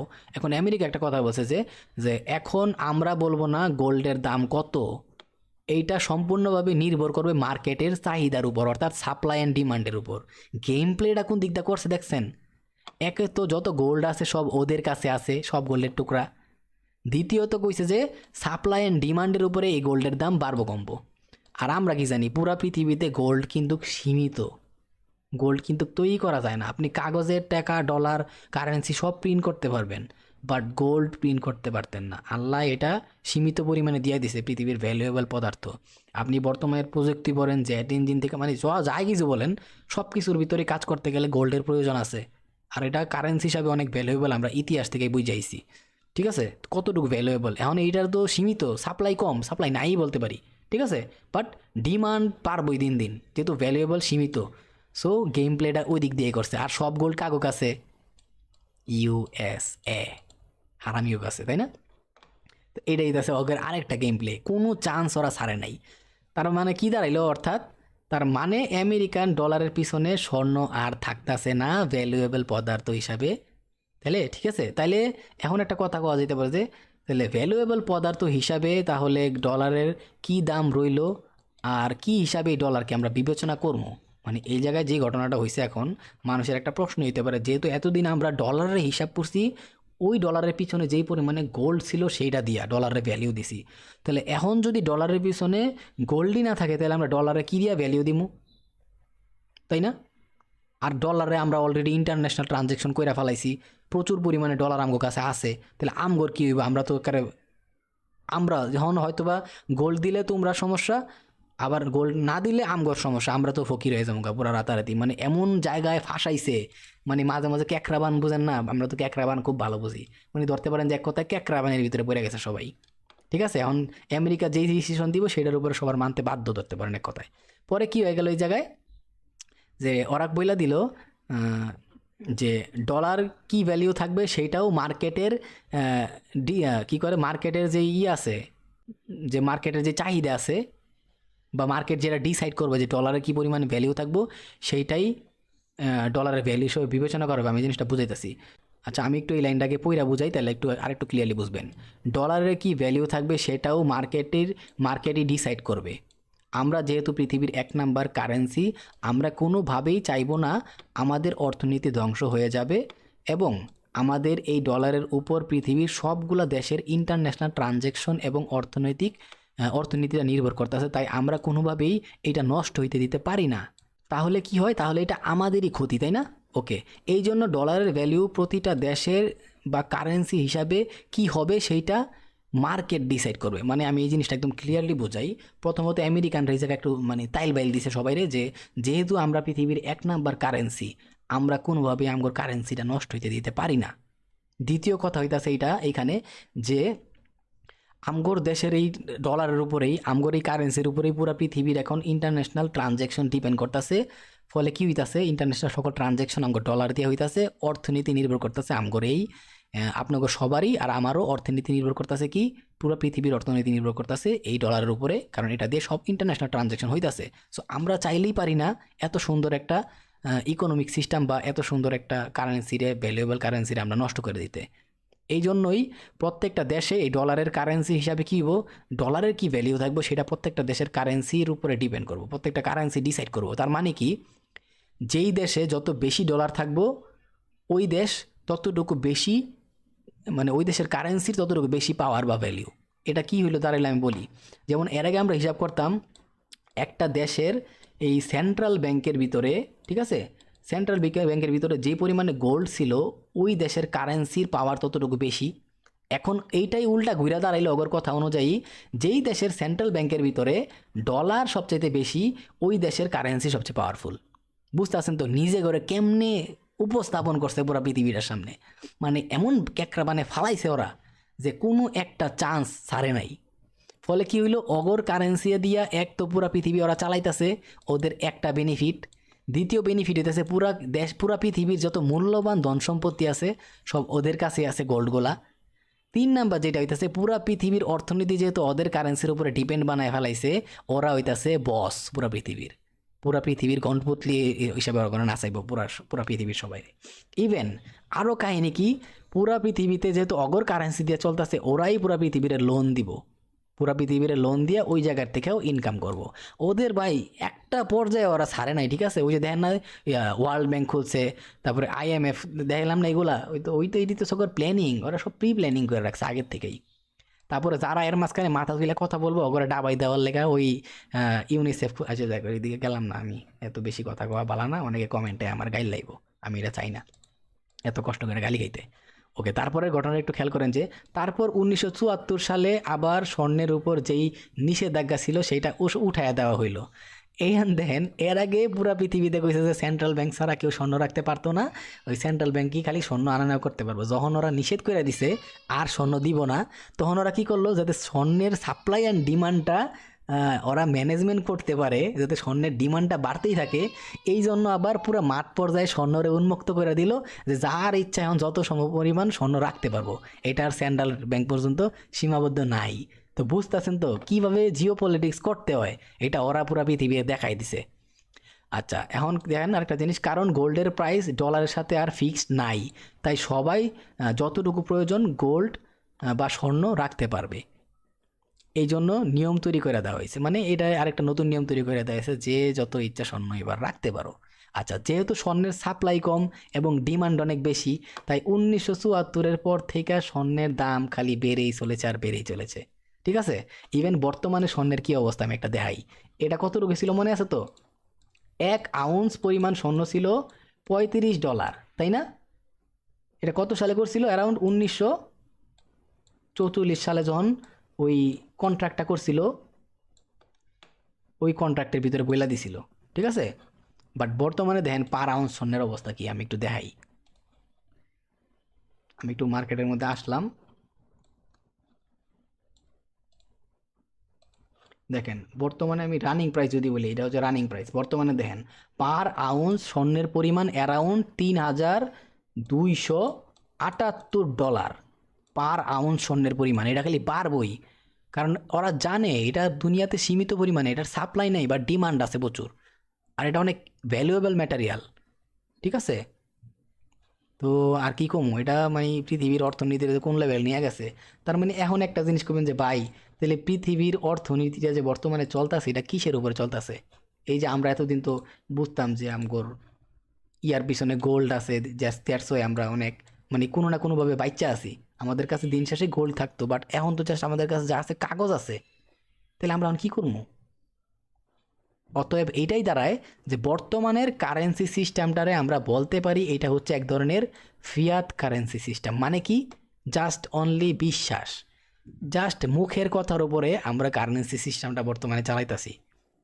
ওই যে বলছিল না, আমরা কিভাবে আমাদের ডলারের দাম কমতে দিতে পারি, আমাদের নিজেদের ক্ষতি, আমরা চাইতে পারি না যে আমাদের পৃথিবীর 1 নাম্বার কারেন্সি হয়ে আমরা আমাদের কারেন্সিটা নষ্ট করি। তারপরে বলল যে সব ইন্টারন্যাশনাল ট্রানজ্যাকশন আমাদের কারেন্সি দিয়া হইতাছে, প্রত্যেকটা ইন্টারন্যাশনাল ব্যাংক আম করে রিজার্ভ কারেন্সি হিসাবে রাইখা তারপরে করতেছে। তো বুঝতেছেন তো, ওরা নিজে করে এমন লেভেলে নিয়ে গেছে, এমন ক্যাকড়া বানিয়ে ফালাইছে যে মানুষ এটা মানতে বাধ্য, মানুষ সেটা মানতে বাধ্য। এখন দেখেন কেমন ক্যাকড়া বানিয়ে ফেলাইছে। তখন যদি ওরা ওদের ব্যাংক, সেন্ট্রাল ব্যাংক লেভেলে যে সব গোল্ড আছে, ঠিক আছে, সব গোল্ড ওদের সেন্ট্রাল ব্যাংকে আছে, ওরা যদি ডলারে একটা কারেন্সি হিসাবে স্বীকৃতি না দিয়া, সেটা বাদ দিয়া নতুন কোন একটা কারেন্সি খুললো, যে হুগামারা কারেন্সি, সরি আমি দুঃখিত যে ওরার কর্মের কারণে এটা আমি বলতে বাধ্য হইতাছি, তখন ওই কারেন্সিটার ভ্যালু বেড়ে যেত। কারণ কি? ওদের সেন্ট্রাল ব্যাংকের ভিতরে কি আছে? গোল্ড আছে। মানে এই কারেন্সির ভ্যালু তখন অটোমেটিক বাড়তোই, বাড়তে বাধ্য। ফলে কি হইলো, বাকি দেশের কাছে যেই কারেন্সিগুলো ছিল গোল্ড আর ডলার, ওরা কি করতো? ওরা যে অগর কথা মতো ইন্টারন্যাশনাল ট্রানজ্যাকশনগুলো করছে, তখন পৃথিবীর ভিতরে একটা বিশাল বড় অরাজকতা সৃষ্টি হইতো। বাট আমেরিকা ওই অরাজকতা করতে চায় নাই, ওরা চাইছে কি? ওরা পৃথিবীর বস হইতে। ঠিক আছে? আর ওরা পৃথিবীর বস হয়েও গেছে। সো ওই লক্ষ্যবস্তু যখন থাকে না, ওই লক্ষ্যবস্তু জায়গাতে অনুযায়ী আগাইলে সাকসেস আসেই, হয়তো বা 5 বছর পরে বা 10 বছর পরে। এই জন্য আমি সবসময় বলি যে ভাই, ট্রেডিংটার একটা লং টার্ম গেম হিসাবে নেন, তাহলে সাকসেস 5 বছর পরে হইলেও আসবো ইনশাল্লাহ। বাট আপনি যদি এটা ফিক্সড হিসাবে না নেন, একটা লং টার্মের হিসাবে না নেন, তাহলে ভাই হইব না। আর আমেরিকা লং টার্ম কি জিনিস সেটা অলরেডি দেখাই দিছে, দেখলেন। তার মানে এই পুরো কারেন্সি সিস্টেম হচ্ছে ফিয়াত কারেন্সি। এখন আমার মনে যে প্রশ্নগুলো আসে, আশা করি যে ওই প্রশ্নগুলো আপনারা ক্লিয়ার হইতে পারবেন যে বর্তমানে কি প্রত্যেকটা দেশের কারেন্সির সমপরিমাণ স্বর্ণ তাদের রিজার্ভ বা সেন্ট্রাল ব্যাংকে আছে কি না। আশা করি এটা আপনারা বুঝছেন। বর্তমানে আমগোর যতগুলা সেন্ট্রাল ব্যাংক আছে, যেমন আমাদের বাংলাদেশে একটা সেন্ট্রাল ব্যাংক আছে, পৃথিবীর অন্যান্য সেন্ট্রাল ব্যাংক আছে, ওই সেন্ট্রাল ব্যাংকে কি আমাদের সমপরিমাণ গোল্ড, যে স্বর্ণর বার থাকার কথা, টাকার সমপরিমাণ, সেগুলো আছে? নাই। বাট গোল্ডের পরিমাণে কি আছে এখন বর্তমানে? ওইখানে ডলার আছে। কারণ আমাদের এখন পুরাপুরি ডলারের উপরে পুরা পৃথিবীর অর্থনীতি ডিপেন্ড করায় দেওয়া হয়েছে। তার মানে বর্তমানে রিজার্ভ হিসাবে ডলার কারেন্সি আছে, আর কিচ্ছু নাই। গোল্ড মোল্ড কিচ্ছু নাই সব দেশে, এটা খালি আমগর না, সব দেশে। ইভেন স্বয়ং আমেরিকারও নাই, বাট আমেরিকার কাছে গোল্ড আছে, যেটা ওদের মানে পুরো পৃথিবীতে আগুন লেগে গেলেও ওদের কোনো ক্ষতি নেই। দিন শেষে ওদের কাছে জিনিসপত্র আছেই। তো আমরা সেটা মাইনে নিতে বাধ্য, আর ওরাও এটার মিস ইউজ করবে, এটাই স্বাভাবিক। ক্ষমতা যারা আছে ক্ষমতার মিস ইউজ করবই। সো এই একটা প্রশ্ন গেল, যে বুঝলেন যে এখন আর ওই দিন নাই যে টাকার পিছনে একটা সময় ছিল কি ওই রাজা বাদশাহর আমলে বা 1944 আগে যে ছিল, আপনি টাকাটা নিয়ে বা কারেন্সিটা নিয়ে সেন্ট্রাল ব্যাংকে গিয়া দিলেই আপনার সমপরিমাণ গোল্ড দিয়া দিত ওরা। আর এখন একটা 100 না 1 লাখ টাকা নিয়ে ব্যাংকে যান, যা এখন যে আমার এই পরিমাণ স্বর্ণ লাগবে, একটা উষ্টা মেরে দিয়ে দিব লগে লগে। ওই পরিমাণ ডলার আনতে পারবেন, বাট আপনি গোল্ড আনতে পারতেন না। গোল্ড আপনার থার্ড পার্টি বাইরে থেকে কিনে নিতে হইব। কিন্তু ওরা আপনার এতটুকু ভ্যালিউ দিছে এই কারেন্সিটারে, গ্যারান্টি দিছে যে আপনার যেই কেউ এই দেশের ভিতরে থাকা অবস্থায় এই কারেন্সিটারে মানতে বাধ্য। আপনি ওইটা দিয়ে সব কিছু করতে পারবেন, মানে গোল্ডও কিনতে পারবেন। সো মানে একটা সিস্টেমে নিয়ে আসছে আর কি। আর মাঝখান দিয়ে সব কিছু কে নিয়ে গেল? ইউএসএ। গালিমালি দিলাম না, গালিয়াতে মন চায় অনেক আমার। আমার একটা বদ্ধ অভ্যাস আছে, বেশি ফার্স্ট্রেশন হয়ে গেলে ইচ্ছা মতো গাইলাই। তো তারপরে হইতেছে যেই প্রশ্নটা তারপরে আসে যে কেন প্রত্যেকটা দেশ প্রচুর পরিমাণে তাদের কারেন্সি প্রিন্ট করতে পারে না? এটা কিন্তু অনেকের একটা প্রশ্ন থাকে। আর ছোটোবেলায় আমরা এই প্রশ্নটা করতাম, হালার আমার কাছে টাকার মেশিন থাকলে খালি প্রিন্ট করতাম। সো এটা হইলে বড় সমস্যাটা কি? আমরা জানি যে ওই একটা দেশের অর্থনৈতিক ভ্যালিউ বা কারেন্সির ভ্যালিউ ডিপেন্ড করে ওই দেশের সেন্ট্রাল ব্যাংকের ভিতরে কি পরিমাণে গোল্ড আছে। যেহেতু বর্তমানে গোল্ডের পরিবর্তে ওই জায়গায় কি আছে, ডলার আছে। তার মানে কি, এখন একটা দেশের যে টাকা আছে বা কারেন্সি আছে সেটার ভ্যালিউ ডিপেন্ড করতেছে ওই সেন্ট্রাল ব্যাংকের ভিতরে কি পরিমাণে ডলার আছে, মানে ইন্টারন্যাশনাল কারেন্সি আছে। ঠিক আছে, ওইটার উপরে ডিপেন্ড করতেছে। সো এখন যদি আমার সেন্ট্রাল ব্যাংক কি পরিমাণে টাকা প্রিন্ট করতে পারবো, যেই পরিমাণে ওর কাছে ডলার আছে। সো এখন আমার ধরেন যে এক্সাম্পল হিসাবে $1,000 আছে আমার সেন্ট্রাল ব্যাংকের কাছে। তো এই $1,000 পরিমাণই টাকা আমার সেন্ট্রাল ব্যাংক কী করতে হইব, আমার দেশের কারেন্সি অনুযায়ী যা হয় সমপরিমাণ সেইগুলাই প্রিন্ট করতে হইব। এর বেশি যদি প্রিন্ট করে তাহলে আমার কারেন্সির ভ্যালিউ কমা শুরু করবো। আর দুনিয়ার কোনো কারেন্সি চাইবো না যে নিজের কারেন্সির ভ্যালিউ কমুক। ওরা চাইবো আরও ইন্টারন্যাশনাল ট্রানজ্যাকশন কইরা ডলার অর্জন কইরা কারেন্সির ভ্যালিউ বাড়াইতে। আশা করি বুঝতে পারতেছেন যে কারেন্সির ভ্যালিউ কীভাবে বাড়তেছে কমতেছে। সো এই জন্যই কোনো দেশেরই কারেন্সি প্রচুর পরিমাণে প্রিন্ট করে না। হ্যাঁ, তবে কিছু দেশ অবশ্য নিজে করে মেনটেন করার লেগে বা নিজের দেশটা কন্ট্রোল করার লেগে রিজার্ভের চাইতে অল্প বেশি কিছু টাকা করে, অল্প বা মোটামুটি কিছু টাকা এক্সট্রা প্রিন্ট করে যাতে ওদের দেশে প্রচুর পরিমাণে জিডিপি করতে পারে। আমি এটা একটু পরে আসতেছি। তো মানে দেশটাকে কন্ট্রোল করার লেগে সেন্ট্রাল ব্যাংক লেভেল থেকে বিভিন্ন পরিকল্পনা বা প্ল্যানিং করে আগায়। সেটা হয় অনেক কিছু, আমি সামনের ভিডিওগুলো এটা নিয়ে আলোচনা করবো। সো অতএব কী দাঁড়ালো, দেশের অর্থনীতি এখন কিভাবে কাজ করতেছে, তার মানে প্রত্যেকটা দেশের অর্থনীতি এখন কিভাবে কাজ করতেছে ওই দেশের জিডিপির উপরে। জিডিপি মানে কি, গ্রস ডোমেস্টিক প্রোডাক্ট, মানে প্রত্যেক বছরে কি পরিমাণে প্রোডাক্ট বা একটা নির্দিষ্ট সময়ে কি পরিমাণে প্রোডাক্ট তৈরি করতেছে ওই দেশে, ওইটার উপরে ডিপেন্ড করতেছে। আর একটা দেশ একটা নির্দিষ্ট টাইমে যেই পরিমাণে প্রোডাক্ট তৈরি করতে পারবো, মোটামুটি আইডিয়া করতে পারি সেই পরিমাণ প্রোডাক্ট হয়ে এক্সপোর্ট করতে পারবো বাইরের দেশে। আর আমরা কি জানি, যদি কোনো বাইরের দেশে কোনো জিনিস এক্সপোর্ট করে তাহলে ওই দেশ থেকে উল্টা রিটার্ন কি আসবো, গোল্ড আসবো। আর এখন যেহেতু গোল্ড আসবো না, গোল্ডের পরিবর্তে কি আসবো, গোল্ডের পরিবর্তে এখন আসবো ডলার। তার মানে যদি, আর আমরা আরেকটা কি জিনিস জানি, যেই দেশের সেন্ট্রাল ব্যাংকে যত বেশি ডলার আছে ওই দেশের কারেন্সি ততটুকু পাওয়ারফুল বা ভ্যালুয়েবল বা কারেন্সির ভ্যালিউ বাড়বো। তাহলে এইটা বলতে পারি, যেই দেশ তার জিডিপি বাড়াইবো, মানে গ্রোস ডোমেস্টিক প্রোডাক্ট বাড়াইবো আর এক্সপোর্ট বাড়াইবো, এক্সপোর্টের ব্যবস্থাটা বাড়াইবো, ওই দেশে প্রচুর পরিমাণে ডলার ঢুকবো, ফলে ওই দেশের কারেন্সিটা, যেমন আমাদের দেশে বিডিটি আছে, ওই দেশের কারেন্সিটা ততটুকু শক্তিশালী হইব। আশা করি ঘটনা বুঝতে পারছেন। আর পুরা পৃথিবীর অর্থনীতি বর্তমানে এভাবেই চলতেছে। সো আমরা যেহেতু কারেন্সির উপর কাজ করতেছি, আমগর এখন কি কি বুঝতে হইব। এখন এই দেখেন, এই যে জিডিপি, এক্সপোর্ট, এই সব কিছু ক্যালকুলেশন করা হয় কোন লেভেলে, একটা দেশের সেন্ট্রাল ব্যাংক লেভেলে। এখানে কতগুলো পয়েন্ট চলে আসে দেখেন। এইগুলা নিয়ে দুনিয়ার কেউ আলাপ আলোচনা করবো না ভাই। আমি মনে করি আমার দিক থেকে, ভাই আমি গরিব একটা মানুষ, একটা গরিব টরিব মানুষ, মূর্খ একটা মানুষ, তাও আমার দিক থেকে আমি মনে করি যে আপনার এই বিষয়গুলো জানা দরকার আছে। ফান্ডামেন্টাল জানলে, ট্রেডিংয়ে থাকলে আপনার ফান্ডামেন্টাল বুঝতে ফান্ডামেন্টাল বুঝতে গেলে পুরো ঘটনা বুঝতে হইব, তখন আপনি ফান্ডামেন্টাল ফিল করতে পারবেন। এই ভিডিওটা আজকে যারা পুরোপুরি দেখছেন ওরা মোটামুটি হইলে ফান্ডামেন্টাল ফিল করতে পারবেন। এখন এই পুরো কাহিনী দেওয়ার পরে এটাই বুঝলেন যে পৃথিবীতে একটা দেশের কারেন্সি বাড়তাছে হচ্ছে ওদের এক্সপোর্টের কারণে, মানে বাইরের দেশে কিছু বেচতে পারলে ওইটার কারণে ওদের দেশের সেন্ট্রাল ব্যাংকে দুইটা জিনিস ঢুকতেছে, হয়তো বা গোল্ড ঢুকতেছে, এখন তো আর গোল্ড ঢুকে না, বাট গোল্ডের পরিবর্তে কি ঢুকতেছে এখন, ডলার ঢুকতেছে। তার মানে তাও তো ডলার ঢুকতেছে, মানে কি ওদের দেশের কারেন্সির ভ্যালিউ বাড়তেছে। আর এইটাই চাইবো প্রত্যেকটা দেশ। আর এটা কে কন্ট্রোল করতেছে, ওই দেশের সেন্ট্রাল ব্যাংক কন্ট্রোল করতেছে। ওকে, তার মানে এটা বুঝলাম যে একবারে প্রত্যেকটা দেশে কন্ট্রোল করতেছে ওদের সেন্ট্রাল ব্যাংক। ওদের দেশের কারেন্সি তো ওদের দেশ চালাইতেছে, তাই না? এটা কে কন্ট্রোল করতেছে, ওদের দেশের সেন্ট্রাল ব্যাংক। সো আমাদের টার্গেট রাখতে হবে ফান্ডামেন্টাল বুঝতে গেলে প্রত্যেকটা দেশের সেন্ট্রাল ব্যাংকে কী হইতাছে, ওই দেশের জিডিপির কী অবস্থা, ওই দেশের কী পরিমাণে ট্রেড হইতাছে, মানে এক্সপোর্ট হইতাছে, ইম্পোর্ট হইতাছে।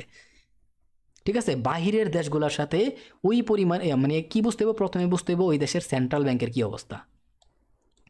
ঠিক আছে, আমি একটু লিখি এই জায়গায়, সেন্ট্রাল ব্যাংক। একটু টাইম লাগলে আমি অনেক দুঃখিত, বাট আমি সব কিছু ভাই, আমি যে জিনিসটা ধরি একটু ভালো করে বোঝানোর চেষ্টা করি। ঠিক আছে, আমি নিজে শিখায় যদি স্যাটিসফ্যাকশন না পাই তাহলে তো সমস্যা। তো সেন্ট্রাল ব্যাংক হইতেছে একটা পয়েন্ট। দ্বিতীয় পয়েন্ট কি, ওই দেশের সেন্ট্রাল ব্যাংকে যেই পুরা হিসাব নিকাশটা করবো কিসের, একটা দেশের উন্নতির কিসের এটা আপনার হিসাব নিকাশ করবো, ওই দেশের জিডিপির কি অবস্থা আর এক্সপোর্টের কি অবস্থা। সো আপনার কি কি খোঁজ রাখতে হইব, ওই দেশের জিডিপির কি অবস্থা। ঠিক আছে, ওই দেশে কি পরিমাণে প্রোডাক্ট প্রত্যেক বছর উৎপাদন করতেছে, বেকারত্বের হার কেমন, কর্মত্বের হার কেমন আছে, এইগুলোর উপরে ইকোনমিক কতটুক মানে ভালো অবস্থায় চলতেছে, ইনফ্লেশন হইতেছে নাকি ডিফ্লেশন হইতেছে কারেন্সির, ইনফ্লেশন ডিফ্লেশন কি এগুলো নিয়ে আমি পরবর্তীতে কথা বলবো। তারপরে ওই দেশের সেন্ট্রাল ব্যাংকের আমি আসতেছি এক্সপোর্ট, ওই দেশে 3 নাম্বার যেটা হইতেছে আমি একটু বলতেছি এটার পরের ধাপে। 3 নাম্বার ধাপ হইতেছে কি, এক্সপোর্ট কি পরিমাণে করতে পারতেছে ওই দেশ। ঠিক আছে, মানে ইন্টারন্যাশনাল ট্রেডের কি অবস্থা ওই দেশের, এইগুলো হইতেছে আপনার ফান্ডামেন্টাল বুঝতে হইব। তারপরে ওই দেশের যে সেন্ট্রাল ব্যাংক আছে, যেহেতু সেন্ট্রাল ব্যাংক প্রত্যেক বছর মানে প্রত্যেক কী কই প্রত্যেক বছর প্রত্যেক মাস পর পর 1.5 মাস 2 মাস পর পর মিটিং করে, মিটিং করে দেখে ওদের দেশের এই জিডিপির কী অবস্থা চলতেছে, তারপর হইতেছে ওদের দেশের এক্সপোর্টের কী অবস্থা চলতেছে, ওদের দেশে বিভিন্ন প্রাইভেট ব্যাংক লেভেলে ওরা যে কারেন্সি পাড়াইছে সেইটা থেকে কী পরিমাণে ইন্টারেস্ট আস্তে আস্তে, ওদের দেশে কি ইনফ্লেশন হইতেছে না ডিফ্লেশন হইতেছে। ঠিক আছে, এই সবগুলা দেশের দিকে ওরা কি করে, একটা নজর রাখে। এই নজরের ফলে কি হইতাছে, এই জায়গার থেকে বুঝতে হইব যে ওদের দেশের যে ইন্টারেস্ট আছে, ওই ইন্টারেস্ট হচ্ছে একটা সেন্ট্রাল ব্যাংকের হাতিয়ার ওয়েপন। ঠিক আছে, সো ওদের দেশের ইন্টারেস্টের রেট কি অবস্থা, বা ওই যে একটা মিটিং করতেছে প্রত্যেক 1 মাস 2 মাস পর পর, ওই মিটিংয়ের ভিতরে ইন্টারেস্ট ওই দেশের সেন্ট্রাল ব্যাংক লেভেল থেকে যেই ইন্টারেস্ট হচ্ছে, ইন্টারেস্ট হইতেছে, ওই ইন্টারেস্টের পার্সেন্টেজ কী পরিমাণে বাড়াইতেছে কমাইতেছে, সেইটার উপর ওই দেশের ইনফ্লেশন ডিফ্লেশন ডিপেন্ড করতেছে। মানে কারেন্সির ভ্যালু কমবো না বাড়বো, প্রচুর পরিমাণে রপ্তানি করতেছে না আমদানি করতেছে, জিডিপির কী অবস্থা, মানে একটার সাথে একটা কানেক্টেড। ঠিক আছে, এই বিষয়গুলা আপনার একদম প্রচুর খুব ভালো লেভেলে জানতে হইব। হ্যাঁ, আরেকটা জিনিস ভালো করে জানতে পারেন, এই যে এক্সপোর্ট করতেছে পুরো পৃথিবীতে, এই এক্সপোর্টটা কিসের মাধ্যমে করতেছে জানেন? পুরো পৃথিবীতে এক্সপোর্টের একবারে মানে আমি বলবো যে শিপ, সমুদ্রপথে। ঠিক আছে, কারণ হাজার হাজার মেট্রিক টন ওয়েটের পরিমাণ ম্যাটেরিয়াল পৃথিবীতে ট্রানজ্যাকশন হইতাছে, এই যে এক্সপোর্ট করতেছে। সো শিপের যে এক্সপোর্টের ব্যবস্থাটা প্রত্যেকটা দেশের পোর্ট লেভেলের যেই ব্যবস্থাটা, পোর্ট বোর্ডের যেটারে, ওই লেভেলের নলেজ আপনার রাখতে হবে। এই জন্য আমি বলছিলাম যে ভাই, টেকনিক্যাল অ্যানালাইসিসের চাইতেও বড় কঠিন বিষয় আছে ফান্ডামেন্টাল অ্যানালাইসিস। আর ফান্ডামেন্টাল অ্যানালাইসিস যারা বোঝে, ওরা ট্রেডিংয়ে বহু দূর পর্যন্ত যাইতে পারে। আমি যদি এত বুঝি না, তাও আমি বলছি আমি ভাই ফান্ডামেন্টালে কিছু বুঝি না, তাও আমি চেষ্টা করি শেখার। আর আমি সবসময় মার্কেট থেকে লার্নিং করি, আর আমি যতটুকু বুঝি ততটুকুই বোঝানোর চেষ্টা করতেছি যাতে আপনি ফান্ডামেন্টালটা বুঝেন। এখন এই বিষয়গুলোর উপরে ডিপেন্ড করে একটা দেশ। এখন এই যে দেখেন না যে নিউজ আসে, এই নিউজেরও কিছু ধরন আছে না, নেগেটিভ নিউজ পজিটিভ নিউজ। তো এই সবগুলা ডিপেন্ড করতেছে আপনার আপনার কারেন্সির, এক একটা দেশের জিডিপি বলেন কারেন্সি বলেন কীভাবে সব কিছু চলতেছে, কারেন্সির ভ্যালু বাড়তেছে না কমতেছে, ডলার কী পরিমাণে ওই দেশে ঢুকতেছে, এই সবগুলার বিষয়ের উপরে ডিপেন্ড করতেছে। সো আপনার এই প্রত্যেকটা দেশে এই জিনিসগুলো বুঝতে হবে, আর বিশেষ করে আমেরিকা।